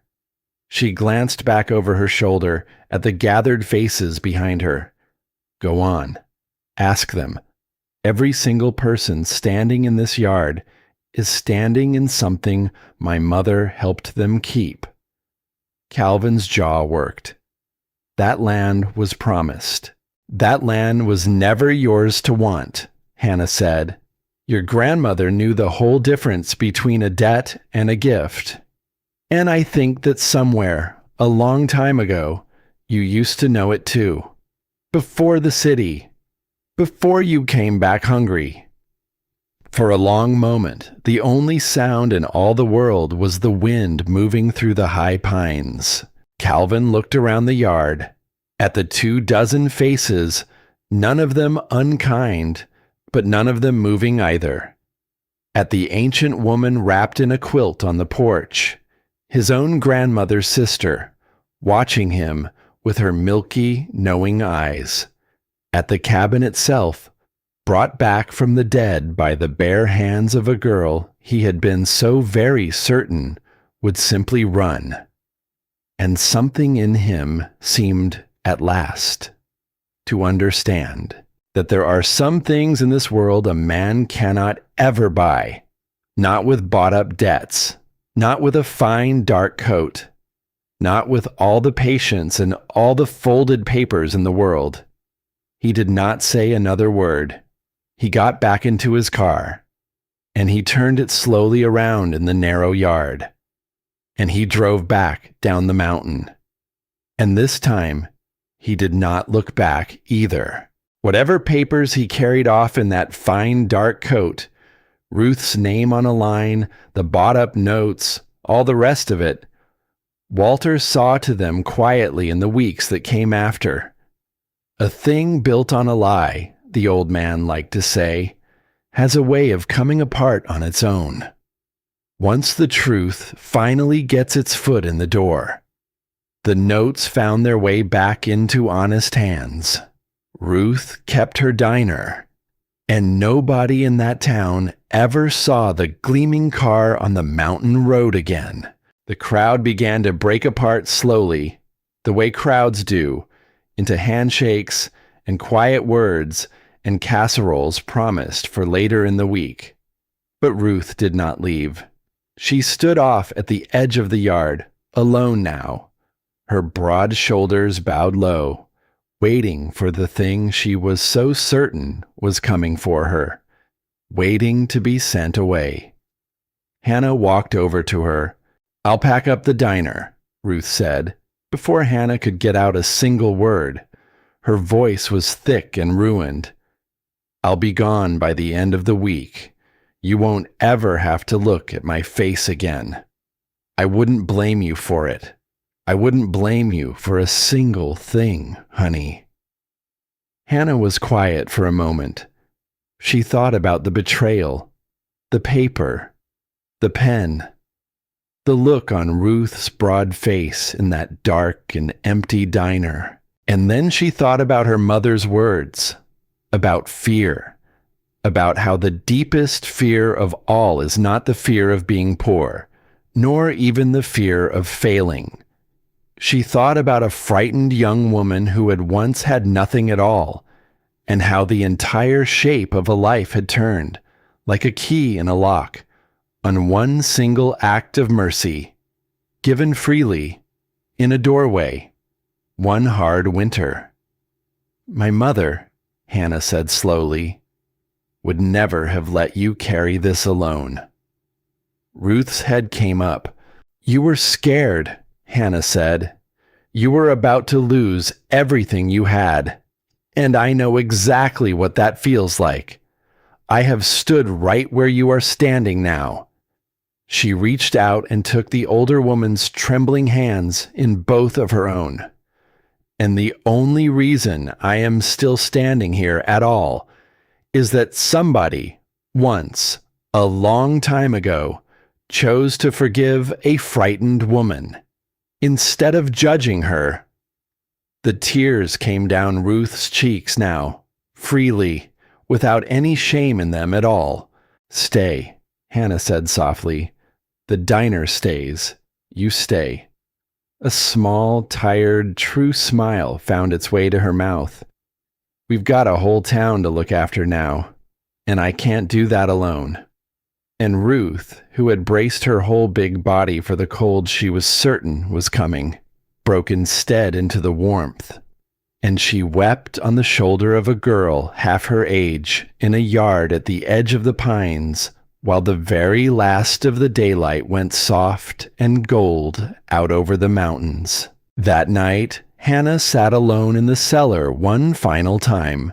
She set the torn page back into the journal, gently, carefully, fitting it against its own ragged edge so that the story was whole again at last, so that nothing of her mother was missing anymore. She ran her fingertips slowly across the handwriting. "I am not leaving you a piece of land. I am leaving you a promise to keep." For so long, she had believed that the greatest gift hidden down here was the money in the jars.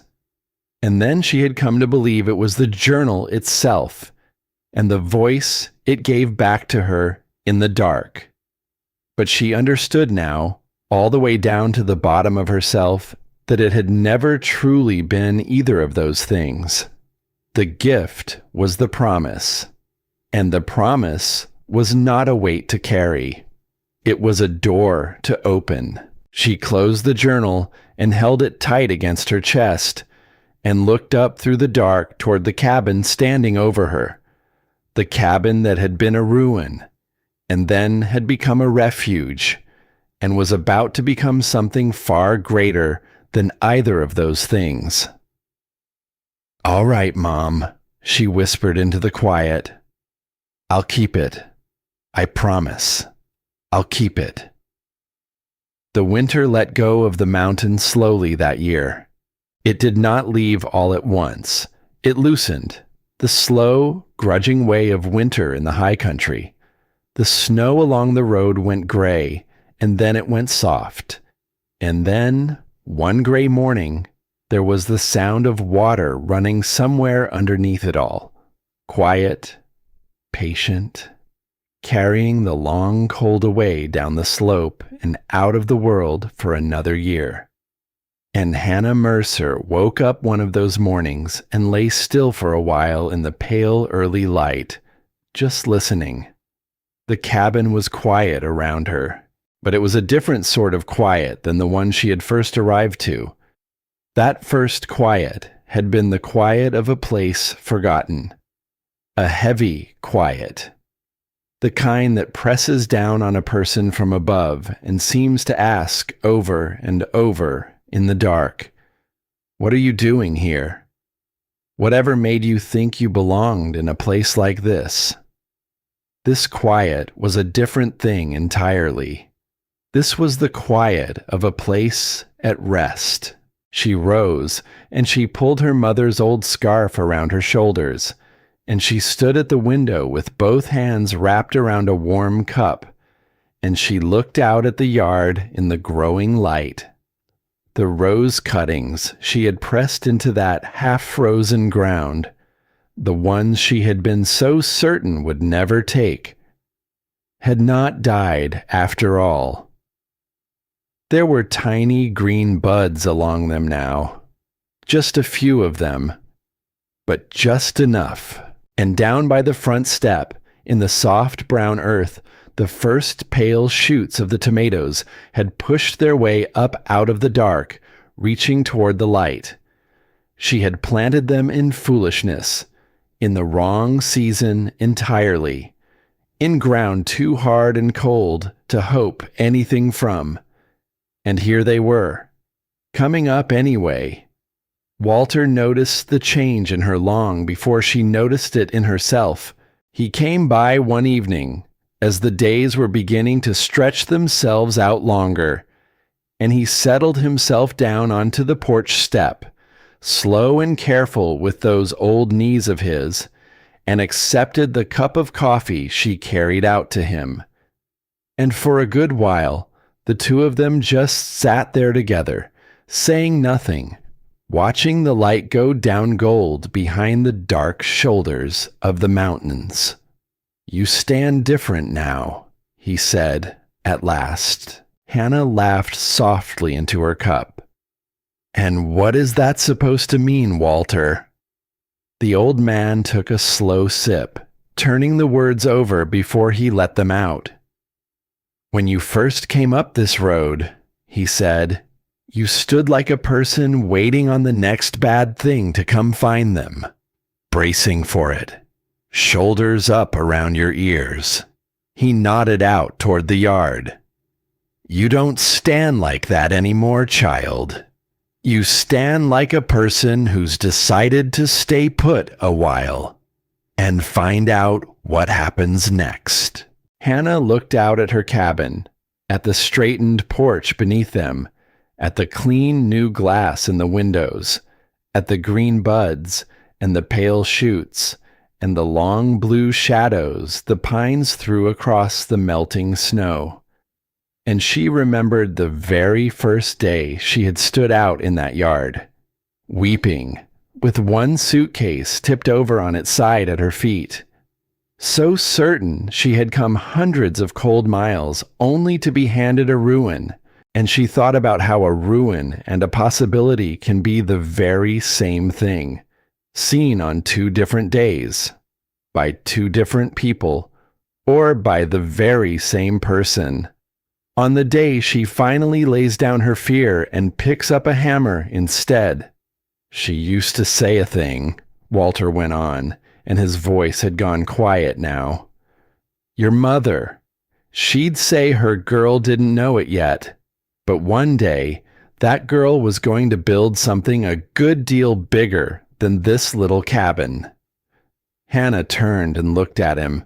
What did she mean by that?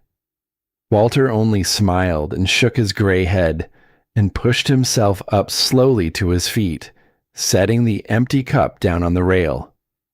I expect, he said, that you'll work that out for yourself, in time, same as she did all those years ago. And he went off down the road in the gathering dark, leaving her with the question. She thought about it for a long time after he had gone. She had the cabin now. It was hers, free and clear, signed and settled, and no man in a fine dark coat would ever come up that road and take it from her again. She had the jars beneath the floor. She had the town and all the warmth of it, and a place, at long last, where she did not have to keep making herself small. She could have stopped right there. Plenty of people would have. Plenty of people would have called that a happy ending and never asked for one thing more. She could have simply lived, quietly, gratefully, tending her roses and her tomatoes and her own slowly healing heart, and not a soul in all the wide world would have faulted her for a single day of it. But there was the promise. I am not leaving you a piece of land.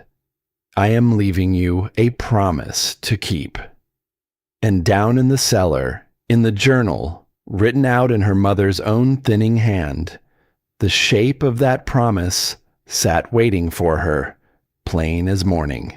That this land and this cabin and this whole town would always keep a door that opens to the ones who have nowhere else to go, the way one door had opened once.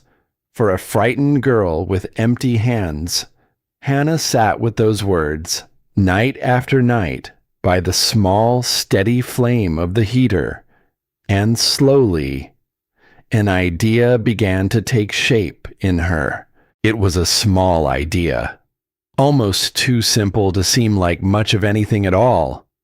But the simplest things, she was learning, have a quiet way of being the ones that matter the most in the end. It came to her, when it finally came, from the very oldest place in her, from a small apartment with wallpaper that peeled at the corners, and a radiator that rattled like an old man clearing his throat, and a little kitchen that filled every single Sunday morning from edge to edge with the warm smell of pancakes from a worn old robe, and a voice humming a song that had no name, from a mother who stood at a stove with her back turned and said, without ever once turning around, "Sit, eat, the day can wait." That had been the whole of it, Hannah understood now. Not the food, not the recipe, with its arguments crossed out and rewritten about the sugar. The food had only ever been the door. What her mother had truly been doing, all those slow Sunday mornings, was making a place, a warm place, in a cold world. A place where a person could sit down and be fed and be still and be wanted just exactly as they were. A place to belong, even if only for the length of an hour, even if only over a plate of pancakes with a little too much butter melting down the sides of it. And her mother had learned how to make a place like that, Hannah realized, from a single hot plate of food, set down in a doorway, one hard winter, by a woman named Pearl who would not take a coin for it. The kindness had never started with Eleanor at all. It had only passed through her, the way it was always meant to, from one set of empty hands to the next set, and the next after that. The first Sunday, Hannah was almost certain that no one would come. She rose before the light.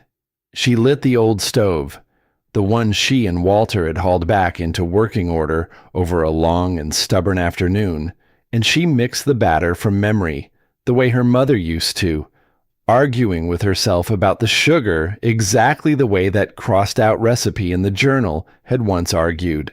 She set the daisy mug out on the table in the middle where it could be seen, and then she opened the cabin door wide to the cold morning air so that the warmth and the smell of it would spill out and drift down the road into the trees. And she waited.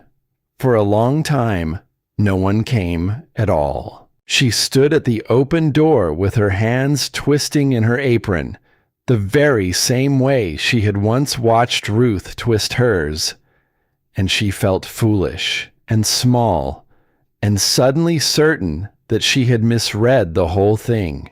Who in their right mind would climb a cold mountain road for a plate of pancakes from a girl they hardly knew? The minutes stretched out. The batter rested in its bowl. The fire crackled in the stove behind her. And then she heard it. Footsteps. On the gravel. Walter came up the road first, his old hat held in both his hands, pretending with great dignity that he had simply happened to be passing by. And close behind him, red-faced and breathing hard from the steep climb, came Ruth, with a basket of fresh brown eggs hooked over one arm, and a look on her broad, kind face that asked, without a single word, whether she might still be welcome here. She was. She was always going to be. And then came the old man with the hands like weathered tree bark, the one who had shoveled walks beside a stranger girl a whole lifetime ago, and the tiny bent woman who had once sat up 3 long nights with a sick child that was not even her own, and a young family Hannah did not yet know, the 2 small children hanging shy behind their mother's legs. And last of all, driven down the mountain road in the bed of somebody's pickup truck, and helped up the porch step on either arm, came ancient Opal, wrapped in her church quilt, settling herself into the warmest chair by the stove, as though she had been coming up to this very cabin every Sunday of her long, long life, and the little cabin filled with people and steam, and the smell of pancakes browning on the griddle, and the low, warm, rolling rumble of a dozen voices all talking over one another at once. And Hannah stood at the stove, flipping pancakes onto plates that emptied just as fast as she could fill them up again, and she could not stop smiling. And she could not for the life of her have told you why her eyes kept stinging the way they did.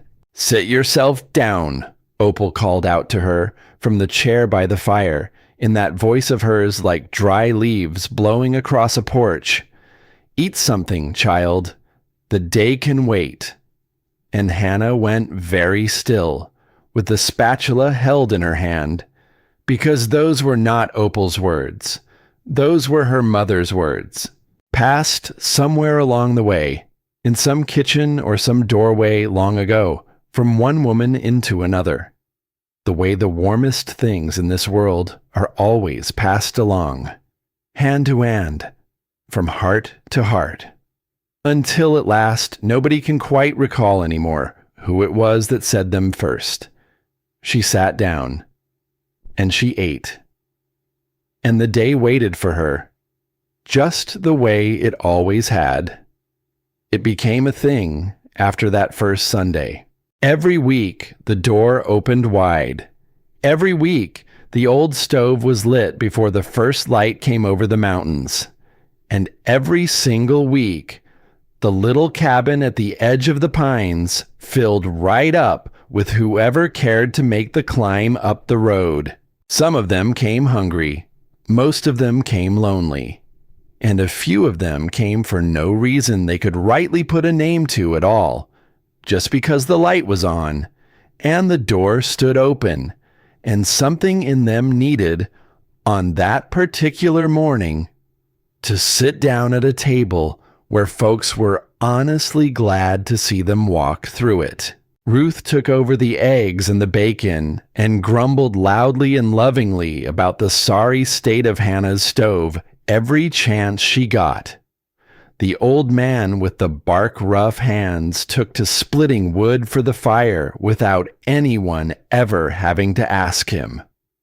The young family came back the next Sunday, and the one after that, and somewhere along the way, the two shy children stopped being shy at all, and took to chasing one another in wide laughing circles around the yard while the grown folks lingered long over their coffee. And the cabin that had once stood empty and forgotten at the end of a dead-end road, the cabin that had once held nothing in it but cold and dust and a nervous family of mice beneath the stove, was never empty on a Sunday morning again. Hannah had believed at first that she was the one giving something to all these people who climbed her road. But over those weeks, she came slowly to understand that it was the other way around entirely. They were the ones giving it to her. Every Sunday, they handed her back a little more of the things she had lost on a cold sidewalk a lifetime ago, standing there watching strangers carry her whole life out through a door that no longer belonged to her.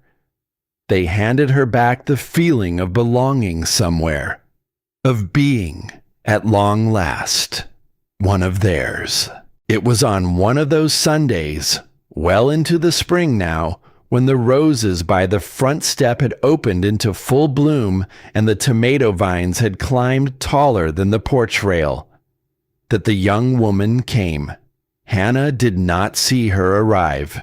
She was at the stove, the way she always was, the cabin loud and warm and full all around her, when something, some old instinct, some memory in the body, made her glance up toward the open door, and there, standing out on the porch, just outside the reach of the light and the warmth, was a girl.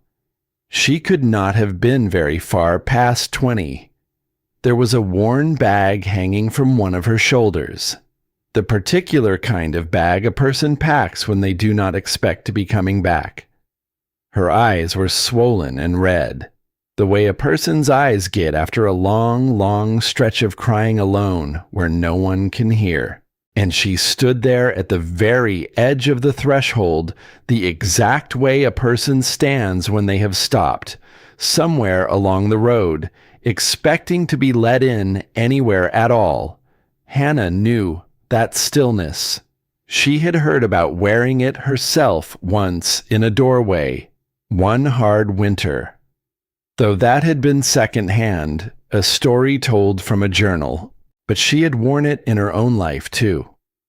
On a friend's couch, after the welcome had worn thin, in a church basement among the rows of quiet cots, on a cold sidewalk with a single suitcase, waiting for tears that would not come. She knew that stillness, the way a person knows their own face caught in a darkened window. "I heard about this place," the girl said softly. Her voice was hardly there at all. "Somebody down in town. They said there was a door up here. They said it was always open." The whole cabin had gone quiet behind Hannah now. She set down the spatula on the edge of the stove, and she crossed the warm, crowded room, and she came to stand in the doorway, face to face with a girl who was carrying the very same weight she herself had once carried, step by aching step up this very same mountain. "It is," Hannah said gently. "The door's always open. That's the whole point of it." The girl's chin began to tremble. "I don't have anywhere to go," she whispered as though she were confessing to something shameful. I lost just about everything, and I didn't know where else to." "I know," Hannah said, and something in the way she said it, quiet and certain, and without one single drop of pity in it anywhere, made the girl look up and truly see her for the first time. "I know exactly," Hannah said. "I've stood right where your feet are standing now. So come on in out of that cold. There's a plate in here with your name on it." And she stepped back and held the door wide open and let the warmth go spilling out around the girl and gather her gently in. The girl's name was Grace. She stayed for breakfast that first Sunday morning, and she ate like a person who had forgotten what it even was to be full. She stayed for supper too that night when Hannah quietly asked her to, and then she stayed on in the little room off the back of the cabin, the one Hannah had cleaned out and aired and laid with one of the church quilts, almost without admitting to herself why she had been doing it all along. Grace did not say very much in those first days. She moved through the cabin carefully, the way Hannah herself had once moved through it, trying so hard to take up as little room as a person possibly could, bracing always in some deep and tired place for the moment when somebody would surely decide she had taken up too much and ask her to go. But that moment never came. Hannah gave her small things to do, not because the small things truly needed doing, but because she remembered all too clearly from her own hardest days just how badly a person needs to feel of some use to someone, how a small task, freely given, can be its own quiet kind of mercy. So Grace fed the stove. Grace watered the tomatoes in the cool of the evenings. Grace learned, under Ruth's loud and loving and endlessly patient instruction, the proper way to crack an egg clean with one hand. And she dropped a great and tragic many of them onto the floor in the trying, and she laughed, right out loud, the first morning she finally got one right.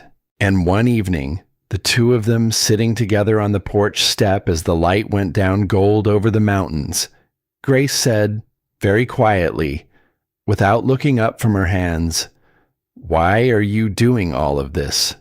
For me. You don't even hardly know me."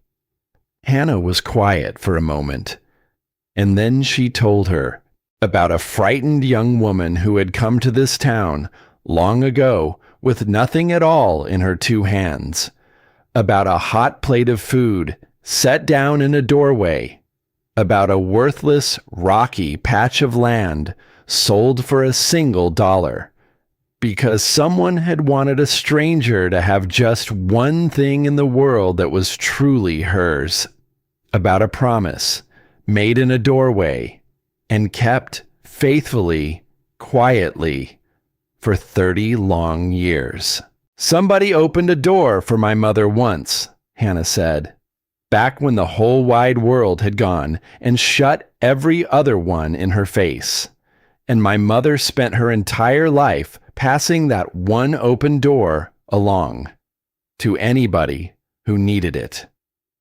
She looked out at the dark mountains. She left it to me in the end. Not the cabin, not the money, the door." A small, true smile found her mouth.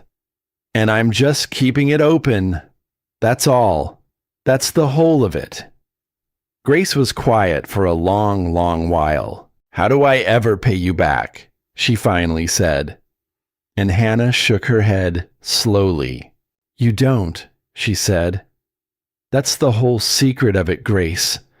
That's the very part the man in the fine coat could never once understand." She turned and looked at the girl sitting beside her in the gold light. "You don't pay it back. When you're back on your own 2 feet again, and your hands aren't empty anymore, you pay it forward. You go and find somebody else standing in a doorway, out in the cold, and you open yours to them." The seasons turned.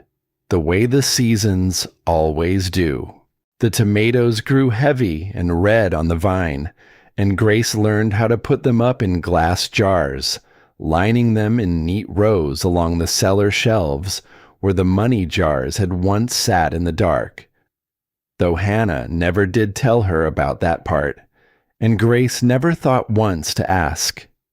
The roses by the step bloomed and faded and bloomed all over again, and Grace herself grew stronger.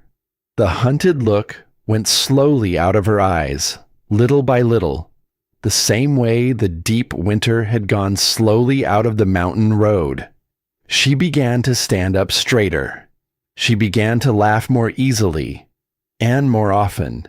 And somewhere along the way, she started arguing with Ruth about the proper amount of sugar to put in the pancake batter. And Hannah had to step quietly out of the room just the once so that neither of them would catch her crying. And then, one bright morning, Grace came and stood in the kitchen doorway with that worn bag slung over her shoulder again.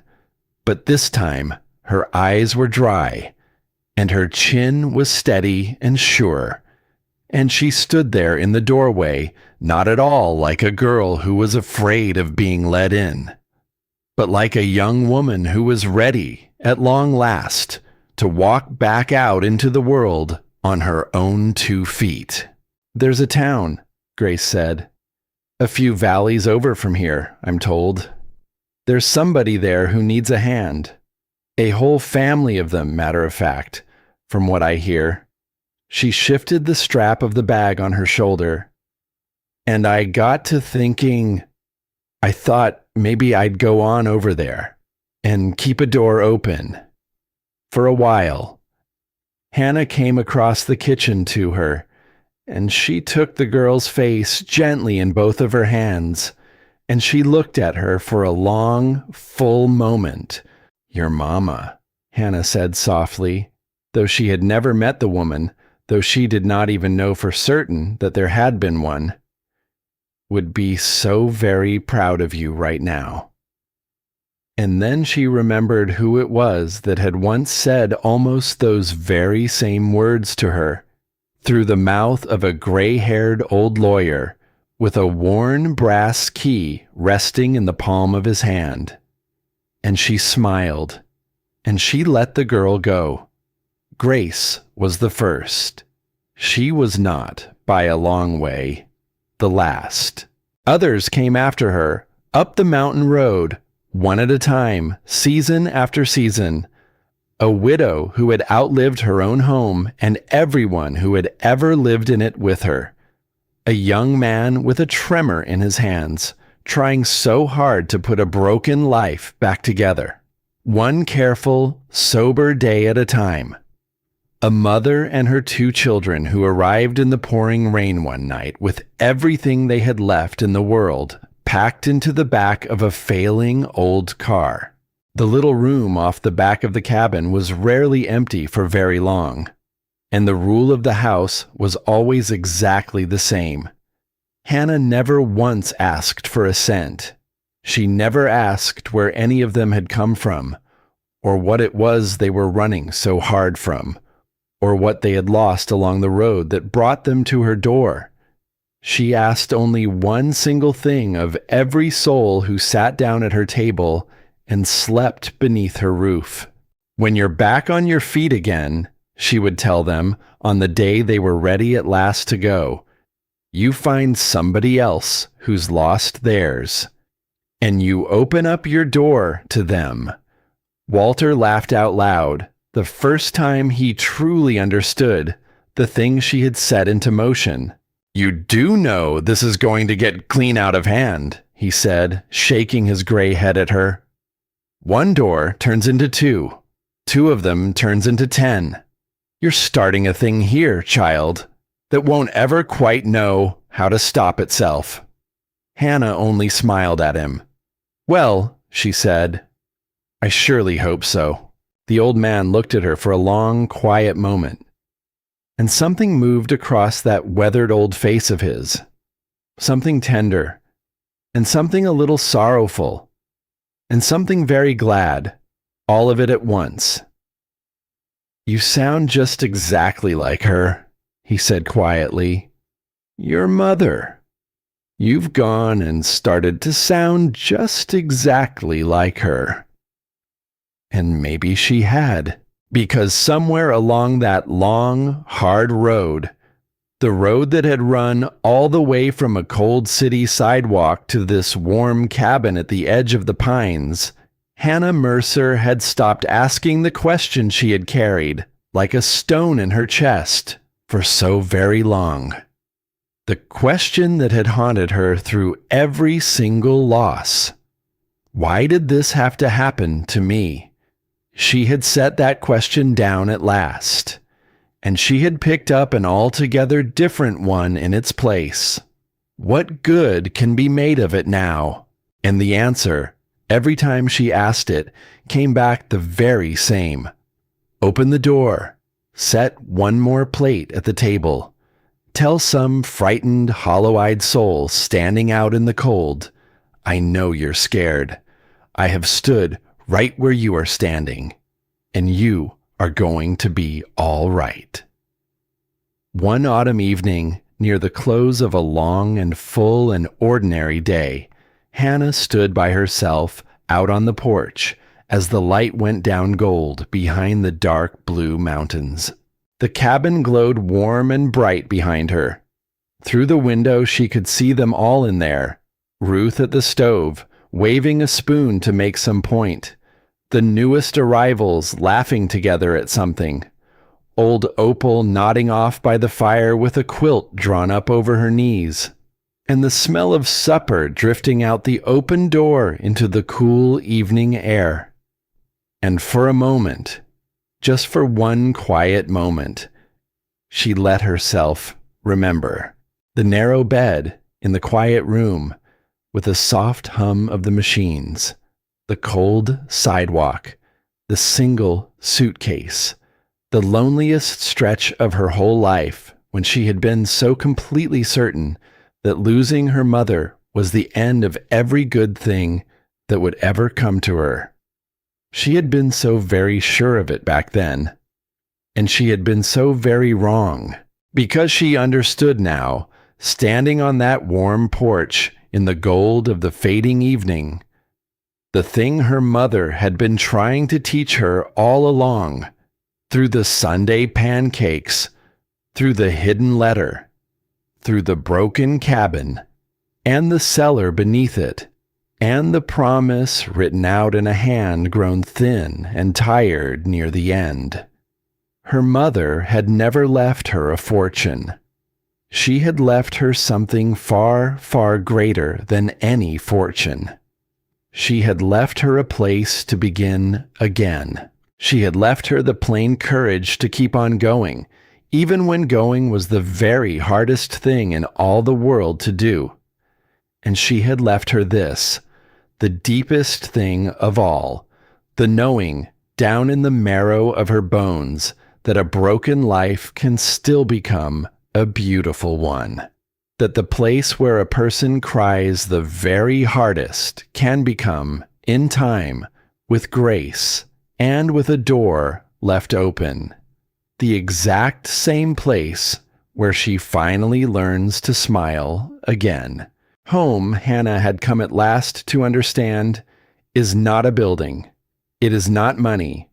It is not even, in the end, the place where life stops hurting a person. Home is the place where the hurt no longer gets to have the last word. It is the place where a person learns, slowly, to breathe again, to trust again, to hope again. And it is, most of all, it is the door a person chooses to leave standing open behind them. For the next one, coming up the road, in the cold. Behind her, the window was full of warm light and easy laughter and the low rolling rumble of people who were glad, down to their boots, to be exactly where they were. Somewhere in among them, a voice called out her name and asked her to please come on inside, and told her that her supper was getting cold.